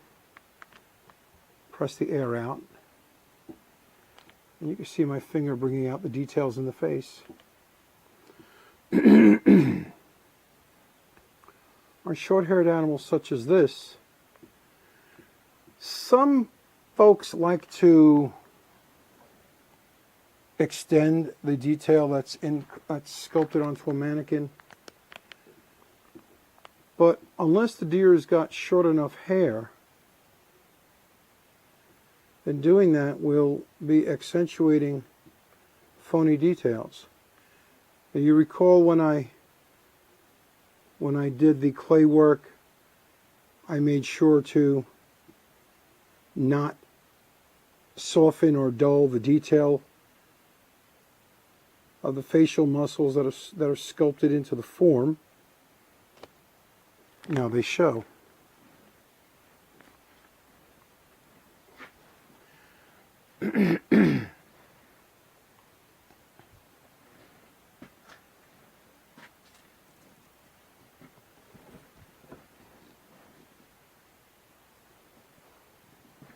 I did not exaggerate them in any way. This little buck with his fine coat of hair and thin skin is allowing the details to show through. And the Pro One hide paste, as it dries, it has been explained, and I've been able to prove it in specimens that have been mounted with it. It will draw the skin down tight to the form. Doesn't matter if it's a life size or a head or what have you. And now it's time to situate the nostrils. Get them placed.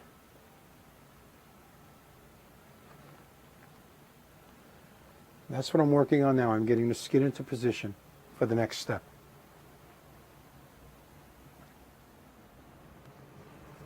Now what I do, I get the modeling tool, put it up under the nose skin, and help bring it along into position. Then take my Tech Bond. I still like using super glue for this part. Put the Tech Bond on the tip of the modeling tool. Get the modeling tool in and apply it to the mannequin. and just a little bit on the skin, on the inside of the nostril skin. The parts I'm gluing down first, like so.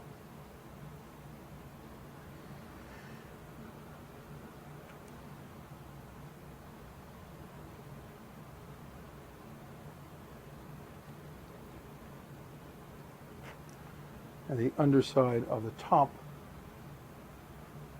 of the interior of the nostril. Now, it's going to get placed. I begin at the rear corner or the rear end of the nostril. Then I start working the skin in all around. It's not an instant bond, so you do have some time to manipulate the skin.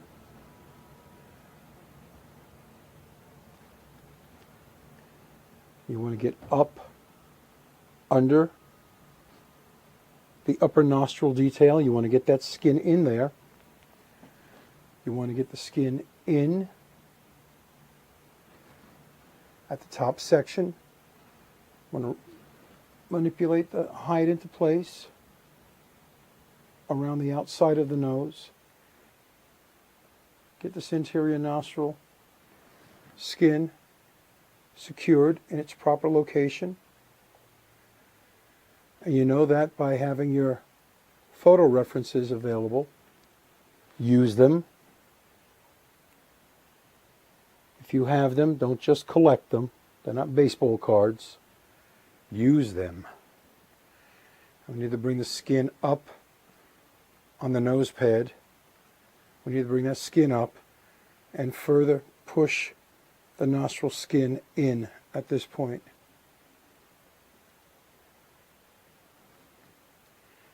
Bring the nose pad skin up, higher on its location.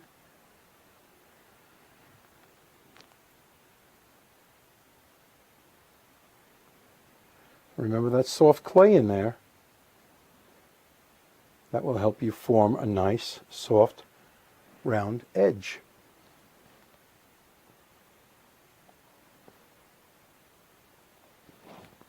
Get up under the nostril. I'm going to get the skin properly located and situated, seated in the proper place.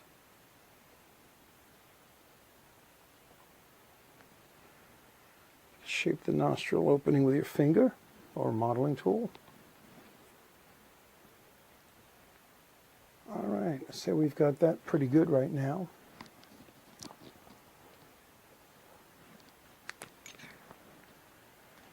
We got a little piece of skin that needs to be pushed down.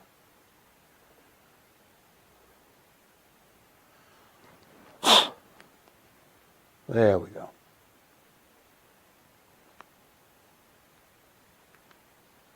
We have a nice teardrop shape for the nostril.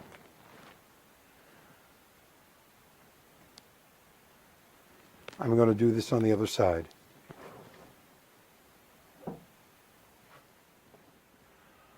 All right, at this point in time, I'm just going to go ahead and press the hide, the facial details into place. I'm going to brush the hair in the correct direction it needs to go. Now, around the antlers, there's a hair pattern. It goes from the front toward the ear. Then there's like a seam, as I was speaking about a little seam of hair on the ear butts. There's a seam of hair right about the center of the antlers between the ear and the front of the antler bar. Make sure that's in position. I want to get the hair all brushed into place properly. I want to make sure my hair patterns are all correct.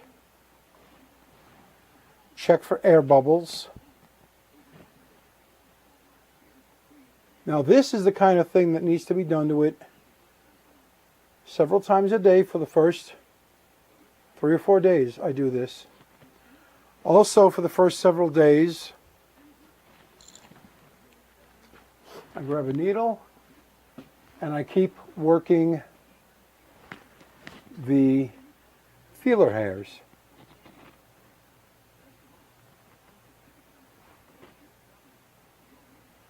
Forward and up, forward and up. Same thing with the feeler hairs under the lower lid. Forward and up, forward and up.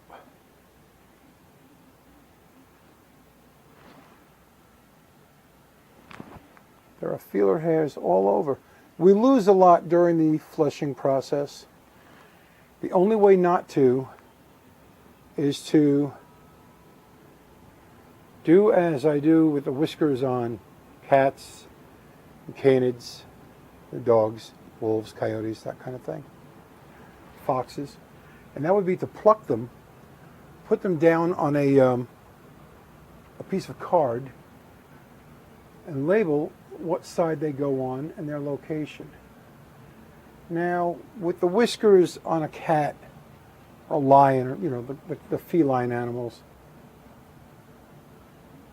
that makes sense.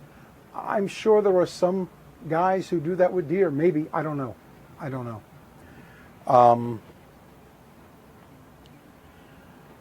For me, it's just as easy to go ahead and try and shave around the face carefully, not cut the roots. However, they will be cut. We will lose some. But for those that remain, I like to tend to them very carefully.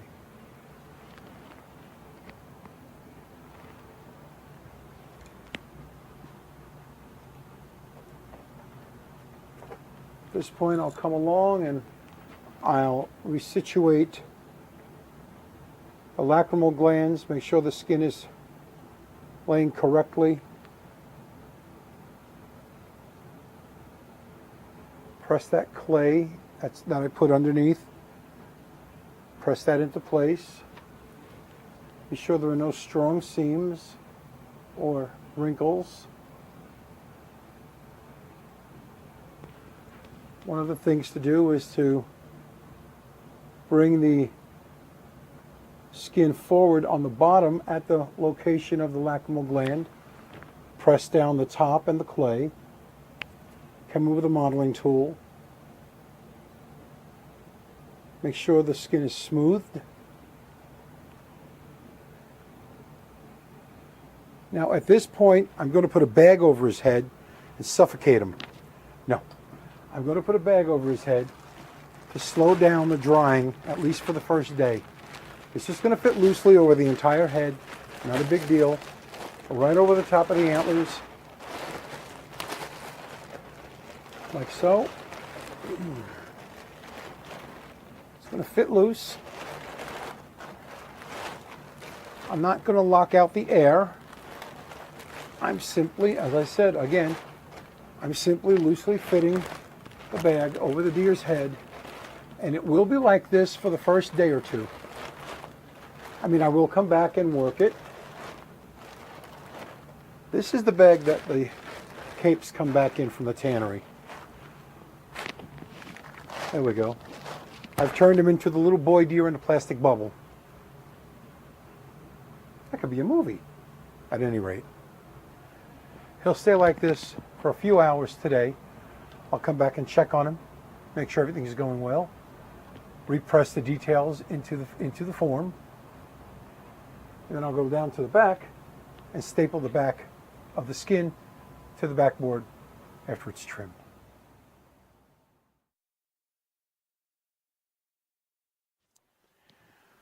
All right, I'm preparing to situate his brisket in place. Now what I'm going to do is I'm going to take this damp towel, which is what his face was wrapped in for the longest while, and I'm going to come along and I'm going to take this damp towel, I'm just going to run it down the hair, press it into all the details. This will help me discover any air bubbles that are hiding under the skin. as well as push them all out very, very easily. Okay, you can hear a little crackling going on under the skin. That's air pockets forming.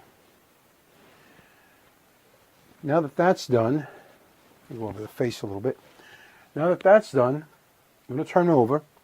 I'm going to apply hide paste to the brisket. Okay, here we go now with this.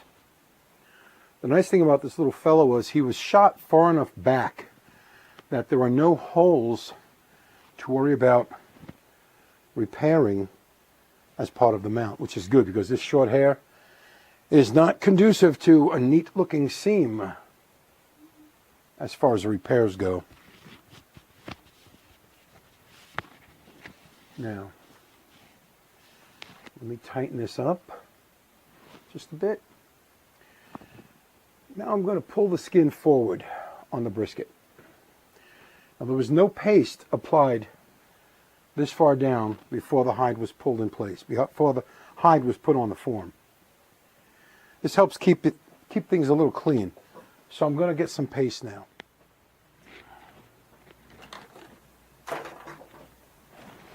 Okie dokie. It's not going to require a lot, just enough to help hold the skin and taxi it into position.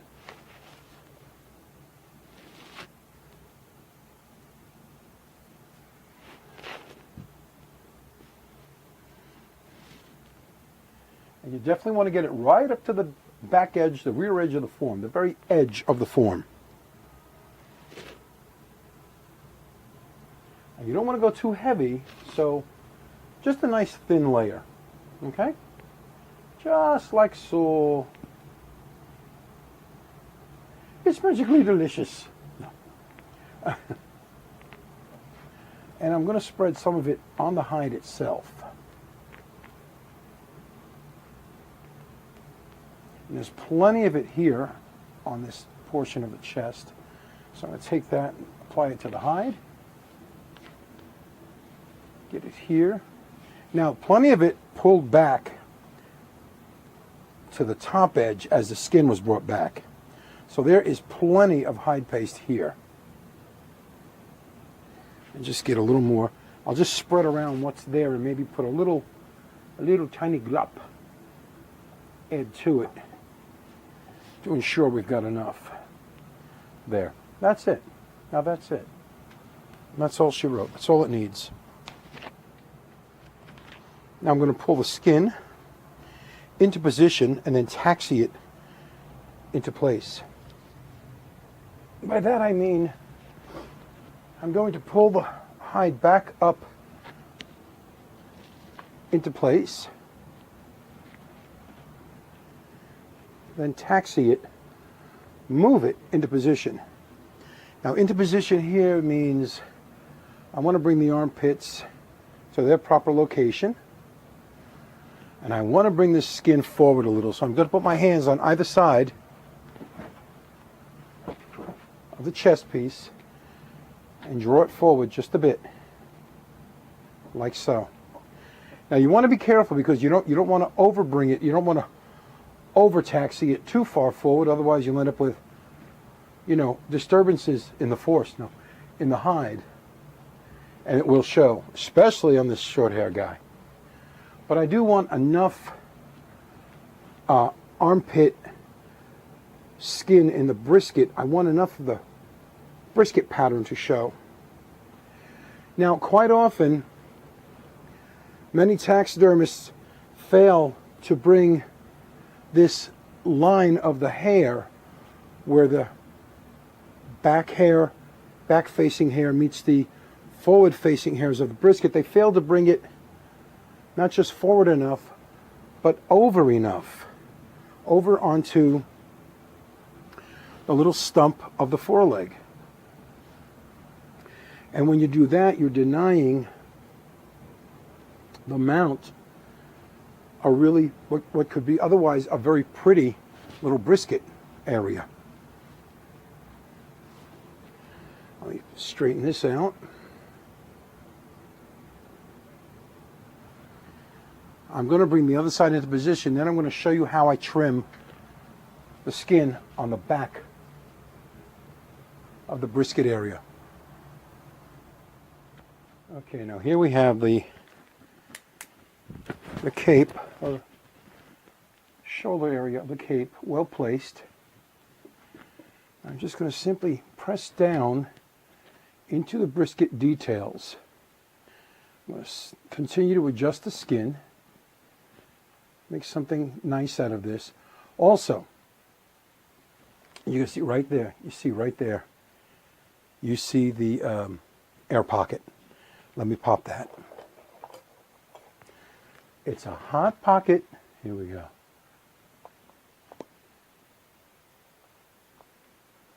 Here we are. There. Now, once the air is out of there, what I've done here, let me explain.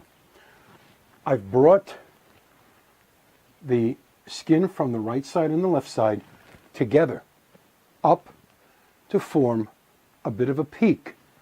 You can leave it wide apart like this if you like. I prefer to combine the skin on itself, and I get a much neater looking brisket. Plus, I've given myself more room to show the armpit, or the front of the armpit detail. Now, go along and press this into the muscle structure on the lower neck and into the shoulders. And this will be gone over every day for about the first week, pressing it down in contact. I used to line hide nails, 20 gauge hide nails, all down along the neck in all of these shallows and all of these depressions and into the details of the brisket. Now, until I get it stapled around the back, trimmed and stapled, I simply use one T-pin in the center, one T-pin up in the armpit where there's plenty of hair to disguise the hole that's being made, like so. And then I use a couple on the tips of the forelegs. Let me grab a couple here.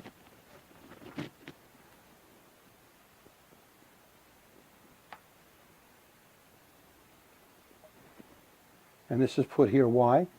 Simply to keep the skin from moving as I'm around back trimming it. And there are the pins put in place.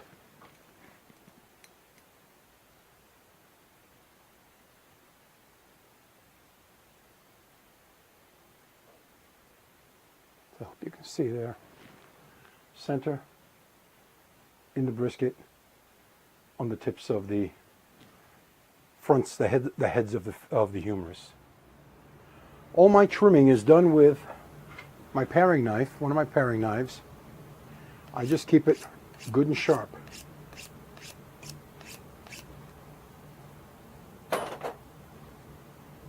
Oh yeah, ouch. The first thing I do, come in and I split the brisket in the center,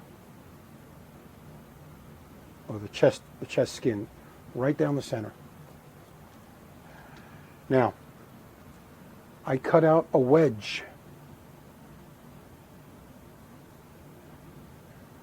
I go nearly up to the baseboard. But I definitely cut a wedge.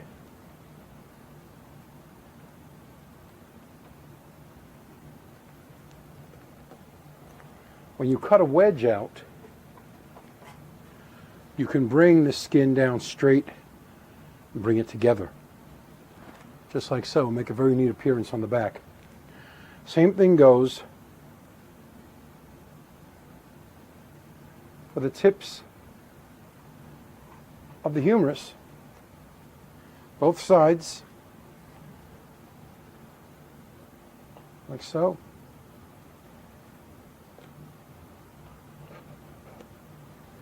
All right. Again, I cut away a wedge.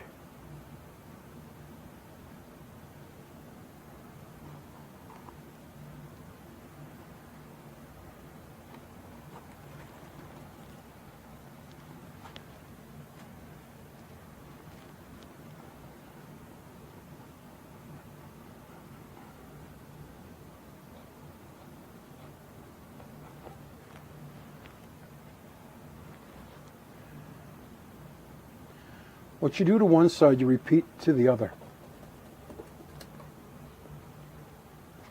Or as they said in Gladiator, what we do in life echoes through eternity. Okay. Now, I'm going to grab my large curved scissors as soon as I find it, right here. And with the curved side up, facing away from the back, I come in, I start trimming hair.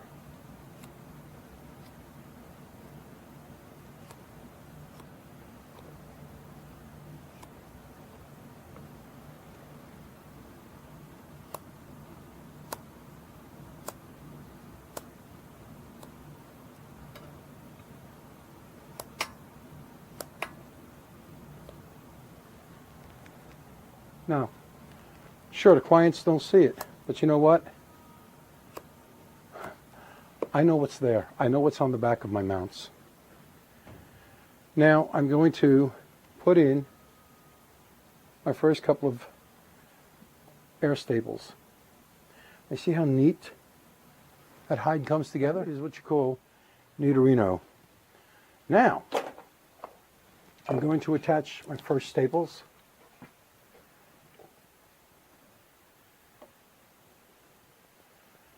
As close to the edge of the backboard as I can. 1.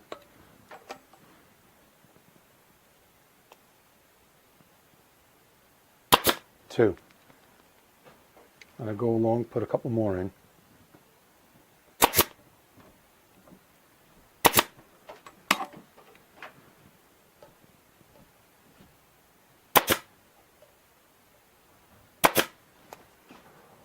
There. Now, I'm going to trim more of the hide away. But instead of cutting and slicing, I'm going to come along like so. Now, this knife is very, very, very sharp. I'm simply going to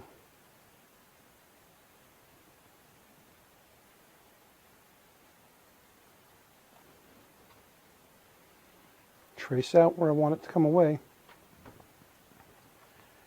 And then, like so, remove it.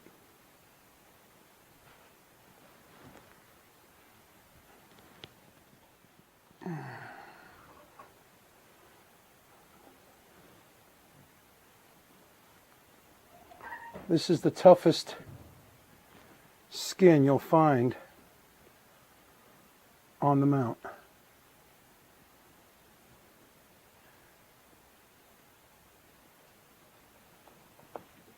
So, I'm going to take this Y cut that I made here. I'm going to try and eliminate some of the hair.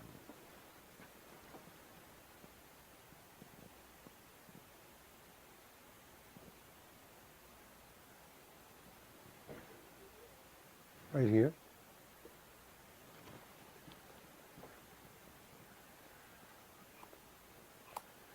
Not going to get much of it off. Like so. Okay, I'm actually cutting away some of the skin. Stretch that down. Staple it.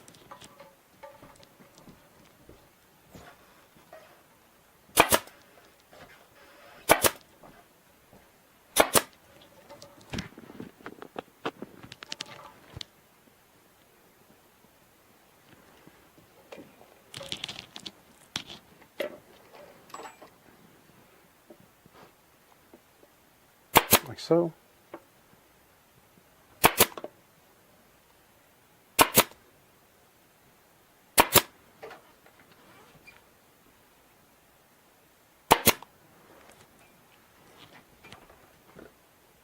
That'll be repeated on the other side as well. This is nice and neat. Now I come in.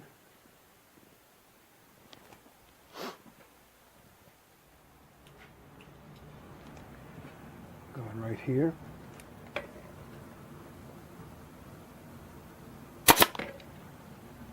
Yeah, okay, that grabbed the skin, that's good.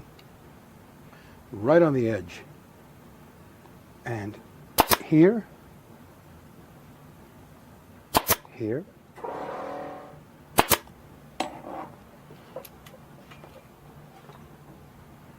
Now as I go along, I take the knife and I start trimming it short.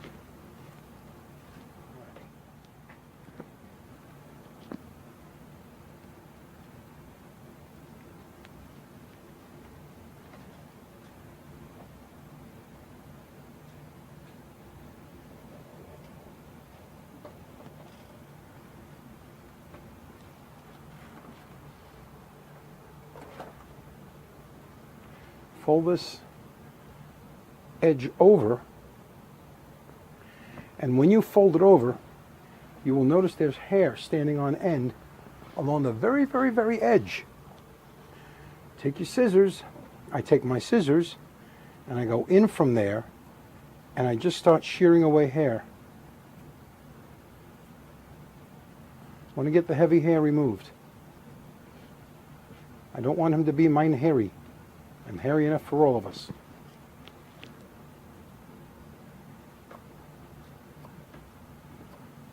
Just like so.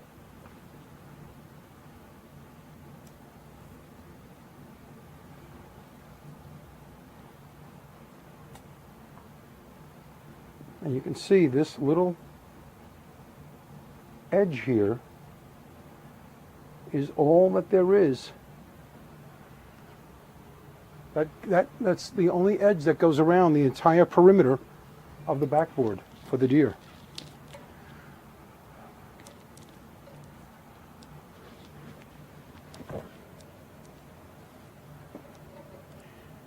And again, I staple it as close to the edge as I can, keeping the staples, I should say, going into the wood, the plywood backboard. And these Matuska forms, like many forms today, are made real well with a real good placement of the backboard. That's what I like about a lot of the new forms. They're really manufactured well.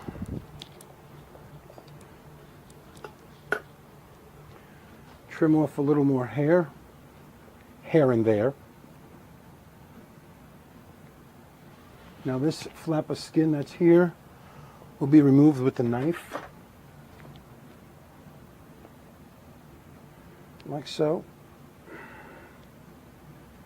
Slice right down into it, pull it away. I'm going to even off the skin around the edge using the knife.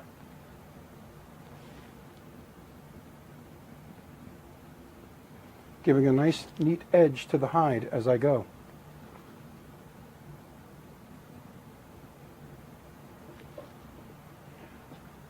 This will be done all the way around. This gets done to every deer, every time. No exceptions. Press down heavy on the knife blade. Slice along. Get as close to the staples as I can. Believe me, this is a lot easier when you're not trying to do it for the camera. This goes so much smoother when the camera's eye is not on me and I'm trying to get a shot lined up. There we are. Now, there we go. That's a nice, neat back on a mount.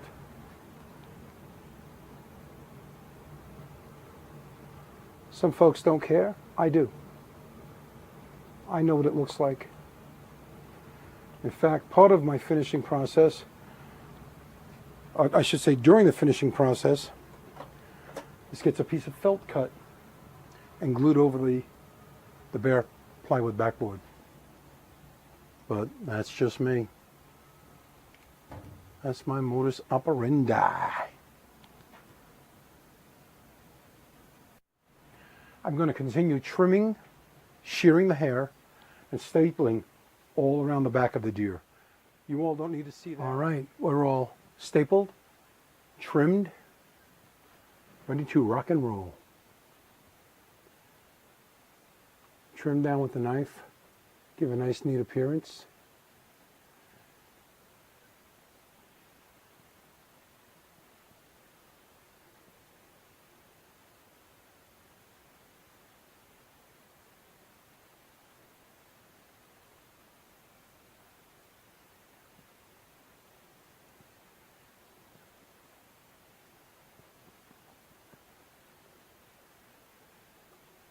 Like so. All right, the next thing to be done, pull the pins.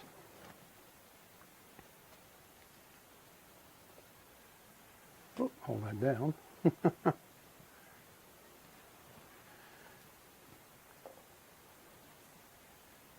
Okay.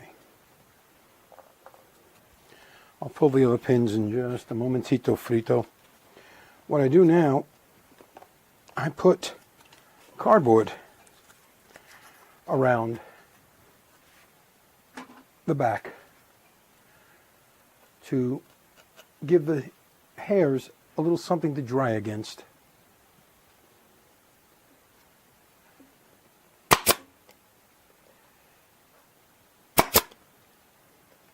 These staples are Arrow 1/2-inch staples.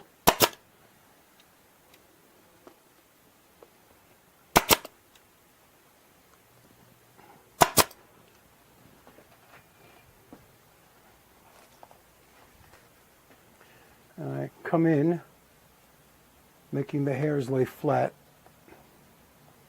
under the cardboard. Sometimes it's easy, sometimes it's not. Doesn't matter if it's easy or not.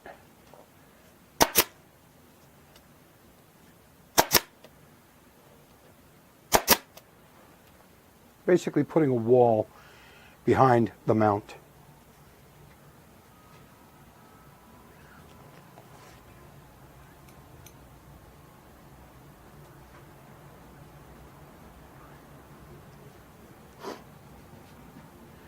Like so.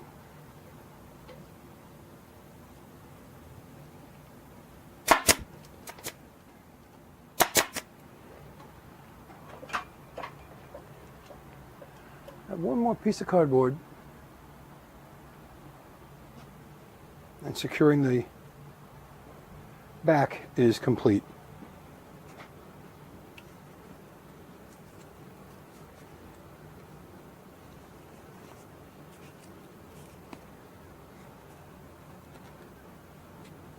Like so.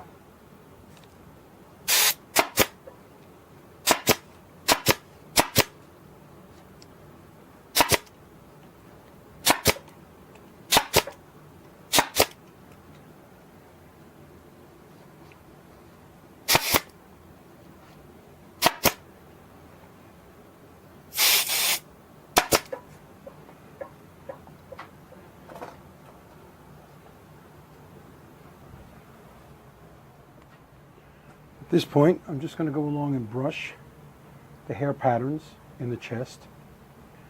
I want them to match up.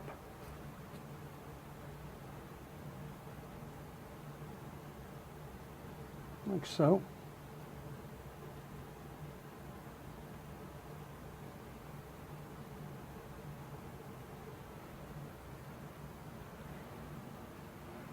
Now there are little details in the pectoral region. I'm going to press the hide into them, into close contact with them.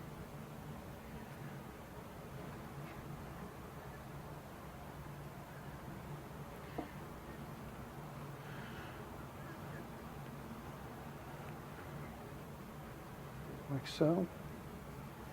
Brushing the shoulders.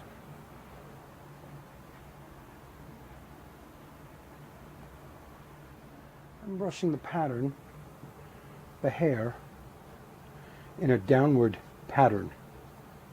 In other words, I'm not just going back, I'm coming at an angle toward the center of the neck. And when I turn the deer upright, stand him upright, the pattern will be coming from the back down. Right here on the shoulders, there's detail to be pressed into place. And I'm doing that as I go. Right now we're going to bring them up.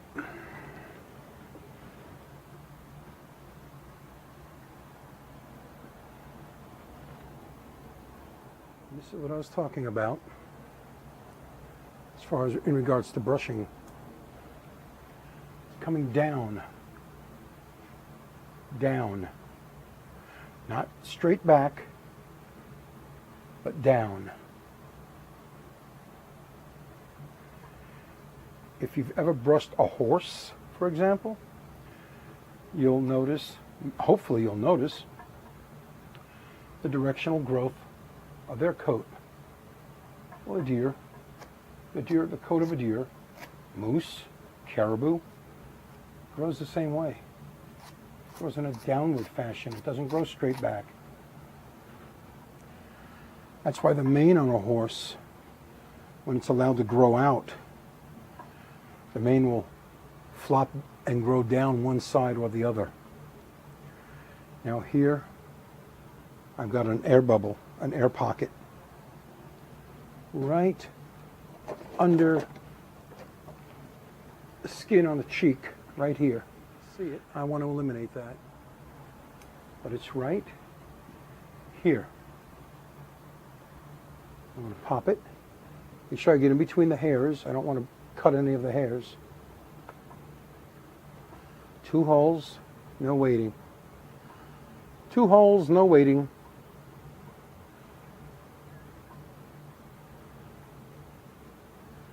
One more for good measure.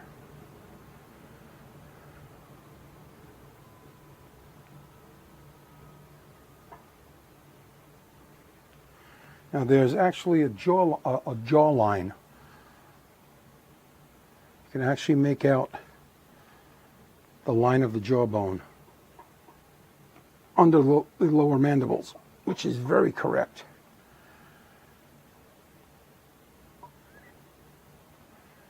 Of course, you'll only see it if the deer is hanging way up, but the fact that it's there means that it should be emphasized. Not overemphasized, just not overemphasized, but emphasized enough.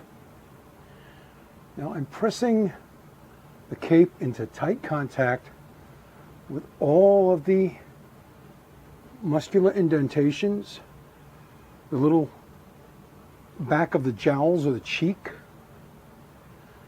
And this is what needs to be done over the course of a couple of days. I got a wider brush to take down the hairs in the proper place.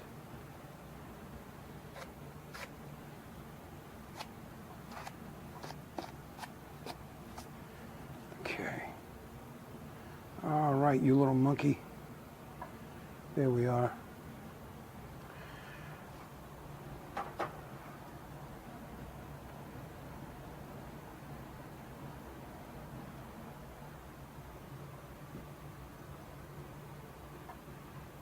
Pressing them into contact. This will be done every day.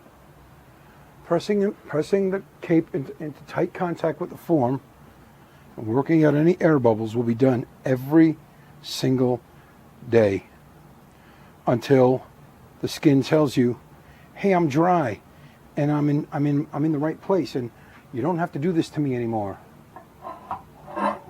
It will tell you. It will tell you. It will tell you. You just have to listen.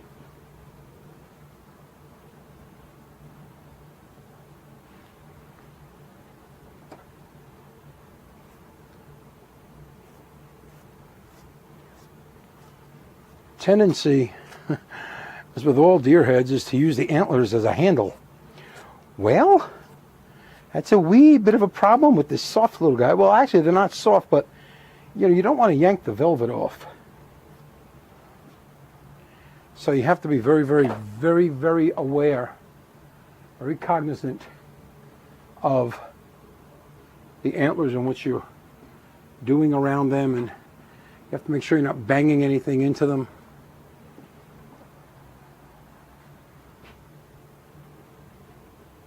All right.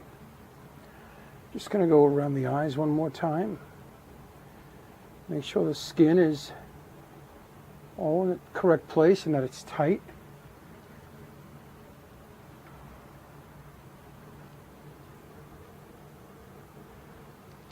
The eye skins are actually beginning to dry at this point.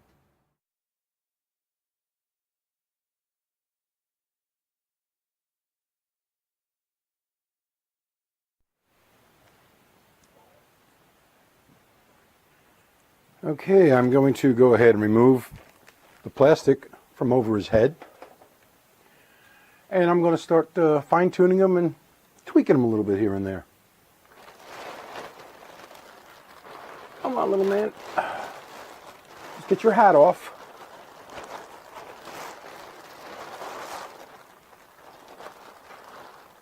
There we go. Very nice. Oh my goodness. It looks so pretty. There we go. There's a big boy. All right, we're looking good there. You grab a pin. You can use a 3/4 needle for adjusting the eyes. You can use a T-pin, whatever. As long as you can get in, hit the root, bring the feelers forward.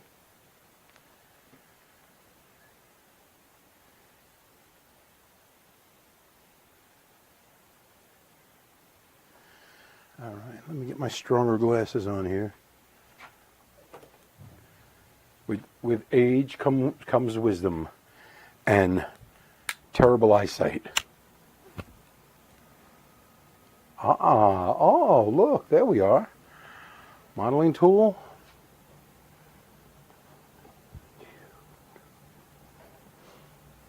Brushes. Right. Bloody well right. Okay. I want to check the skin at the front crease of the eye, make sure it's down tight. I want to check the skin entering into the lacrimal gland, make sure it's pushed in. Bring the lacrimal gland over and down. Run my hand over the facial details. This is everyday stuff. For the first couple of days, this is what's needed.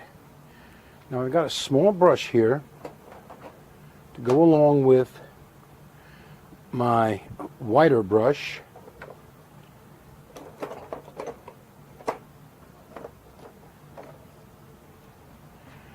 This is a little brush I picked up from Matuska Taxidermy Supply. It's a Kemper tool, and it's real great for getting in and getting hair brushed where you don't want to use a big brush for fear of messing with the details or what have you.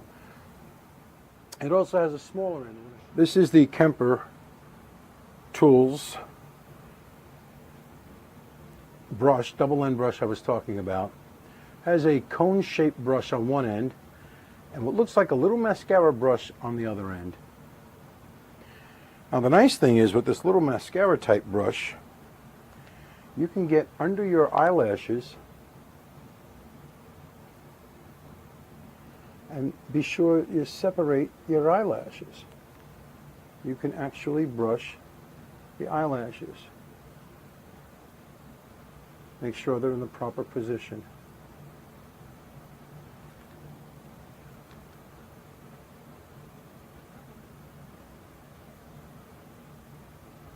Works the same as using a needle tool or a pin on the feeler hairs. But yeah, it's like a mascara brush.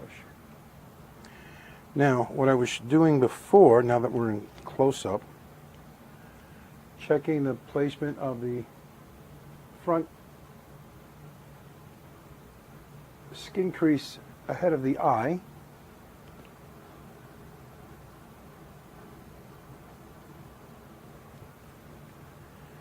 And putting it, the bottom skin behind the lacrimal gland, and pushing that skin forward and into the lacrimal gland. Then bringing the lacrimal gland down again, tight, with the modeling tool. See, the modeling tool, there's no give as there is with the finger. So if you use this to press against the clay, it will go a long way to flattening this detail. And you look at them from the front, and that's all good. And the coolest thing about using the CA glue to adhere the nostril skin is that there's no need to plug the nostrils with paper or wads of plastic to make sure the skin stays down. Using the CA glue in the nose ensures that the skin will stay down. One thing you have to be careful of is that it will crystallize on the hairs.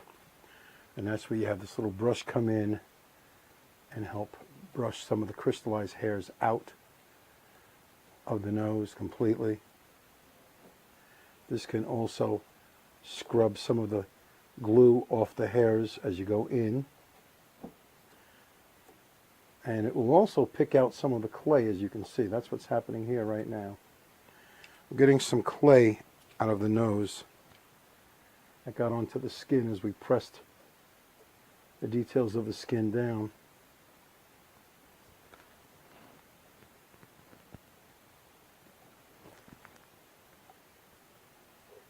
And there we are. So we have a lovely nose detail, nostrils.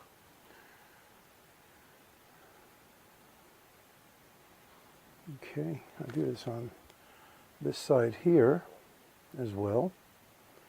Make sure the skin is still making tight contact where it needs to be.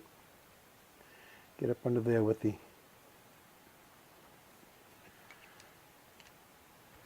modeling tool and check it from the other side with the light.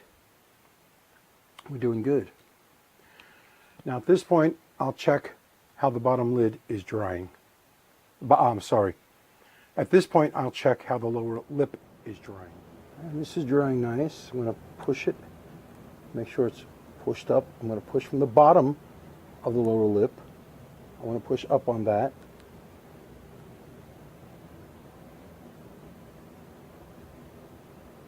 I want to re-emphasize the cleft down the center of the nose pad.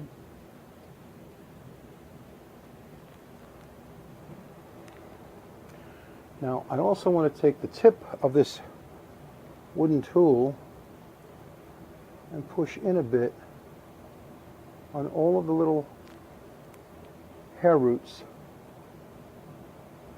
I want to create little dimples in them. And this is better done the next day.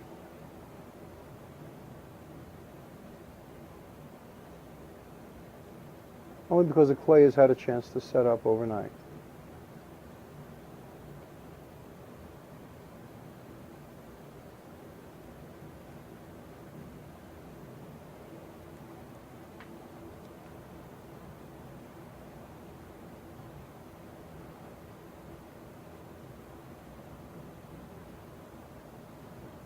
I just want to create little dimples all around the nose pad, wherever there's a little white hair. Also, at the back of the nose pad, where the bare skin meets the hair, I'd like to press in just a little and just emphasize that area between the two. Not a lot, just enough.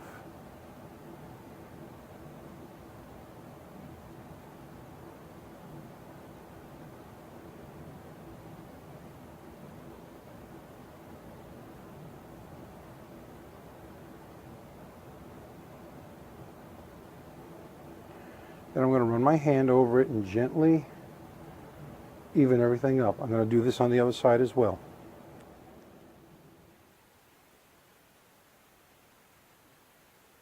That's what having the clay under the nose pad area enables me to do.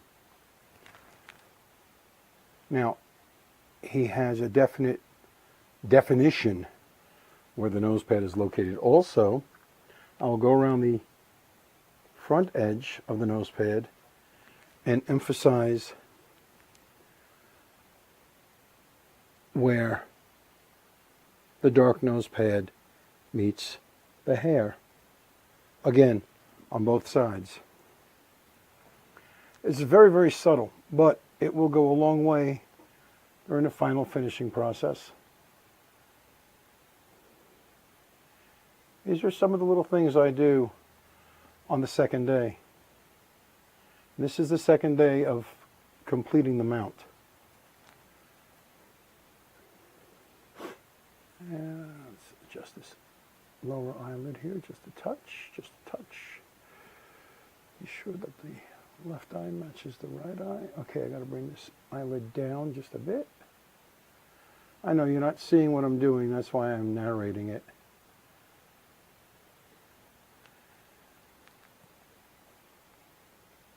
Very nice. That's a beautiful match. Okay.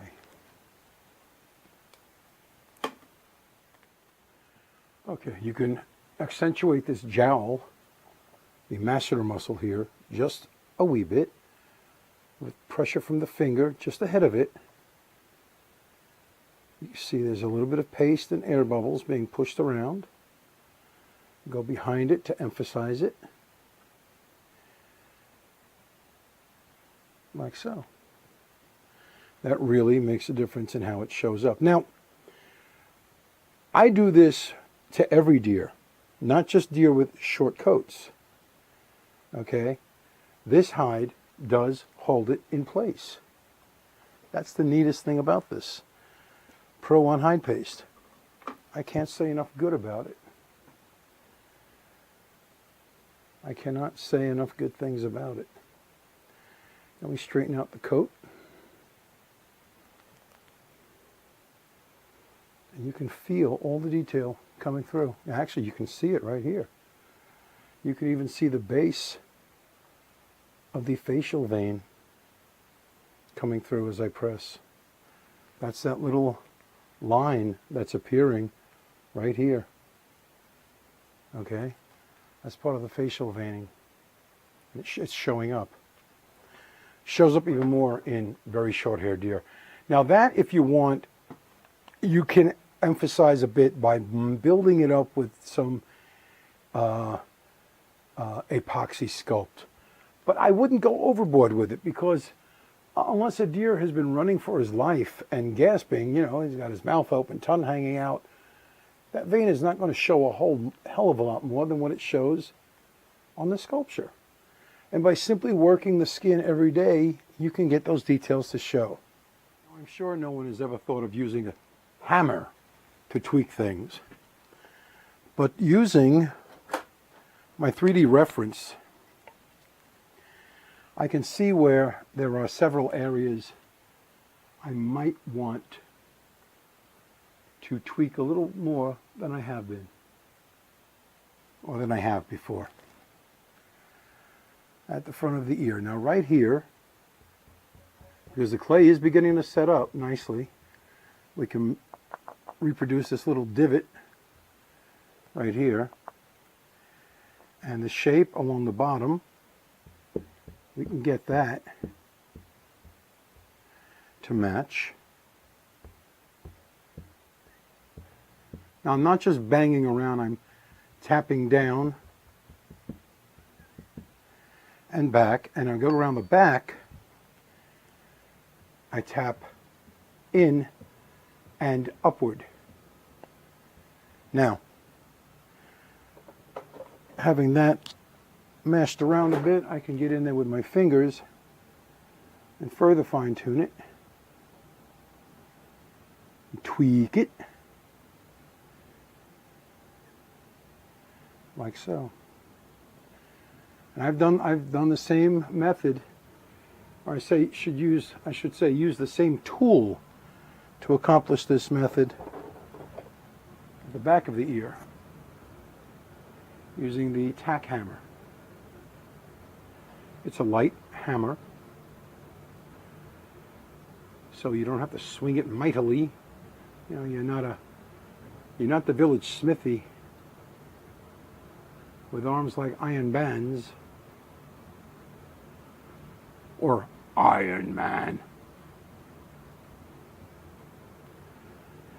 Now we bring the coat into its correct brushing.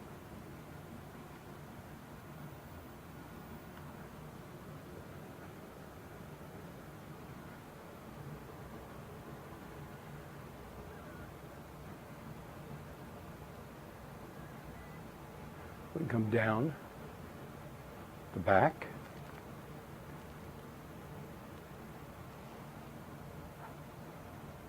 Bring the direction of the hair in the correct growth pattern.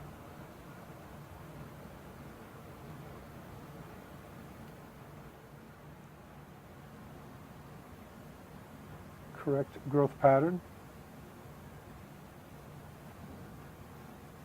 While also running your hands over the details on the shoulders, pressing these features down tight, where the front of the shoulder meets the base of the neck. We have a pocket here of either paste or air, or both. 3 little hits with the large 3-cornered needle, and that's gone. Now what this is paste that's rolling towards the back. I don't want it to roll completely out from under its place.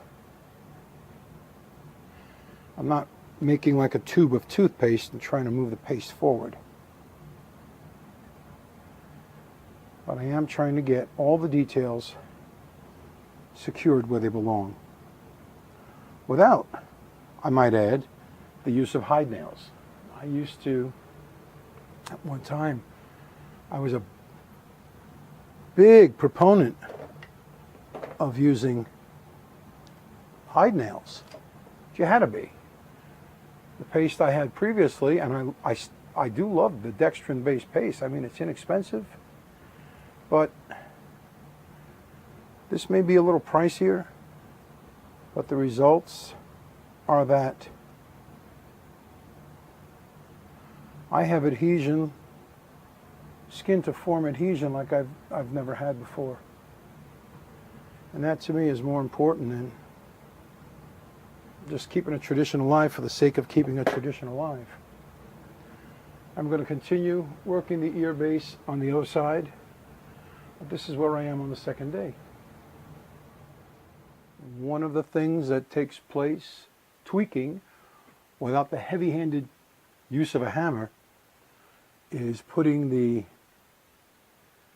wrinkles at the front of the ear. The ear base, I'm sorry, the ear butts. Now hold the ear from the back so that this doesn't push it out of place.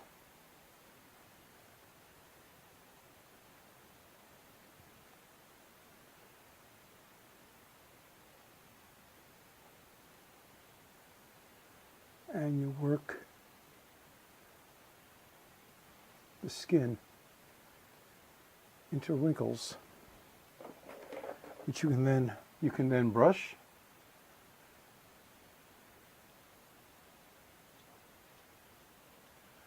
If you wanted to overemphasize the wrinkles, you can add a little bit of hair setting gel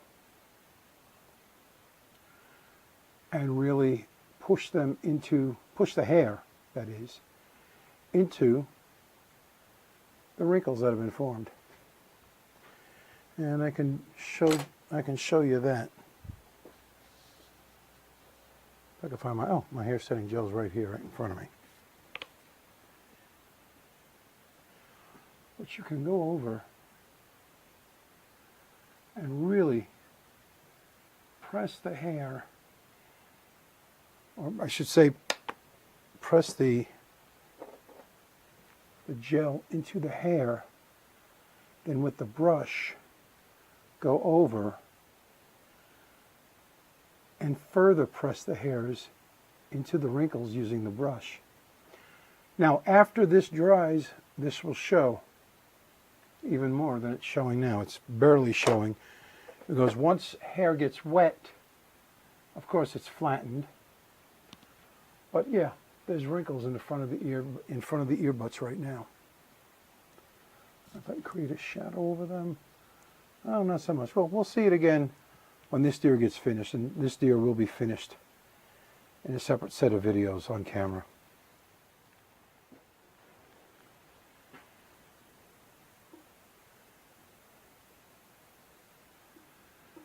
Okay. So does it for day one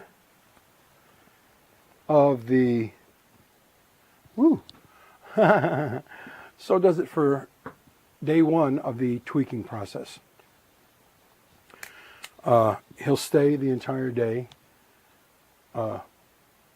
just to the open air to dry a little slower. This evening, before I go to bed, I'll come down, put the plastic bag over him, and repeat everything I did here today tomorrow. That will continue for 2 or 3 more days, I would say, until the skin has really begun to tighten up and dry up. So, everything is good. Just remember, when you go over the hide, pressing your hands against the hide, and you hear any little crackling sounds, that's a good bet that there are air bubbles under the skin in that location. And there's nothing better for killing air bubbles than a good 3-cornered needle. 3-cornered needle is our friend. So, I'll let him continue to dry today, and I won't necessarily have to check back on him tomorrow on video unless something drastically happens, like his ears fall off. But I don't see that happening anytime soon. So, in the meantime, we'll see you on the flip side. Well, he's finished as far as the mounting goes. Now, over the course of the next couple of days, he'll be drying. I will constantly press the skin into the details on the mannequin, just as I'm doing here. Overnight, he will be bagged, unbagged tomorrow. His features refined, the ear butts shaped a little more. Check, make sure the eyes are drying properly. He needs to get checked over, all over. His skin is very, very thin in places, and he's a beautiful little buck. I know my client's going to be happy with him. Well, I hope this whole thing was educational for you. Hope it was entertaining, and I hope you got something out of it. So until the next time, adios, amigos.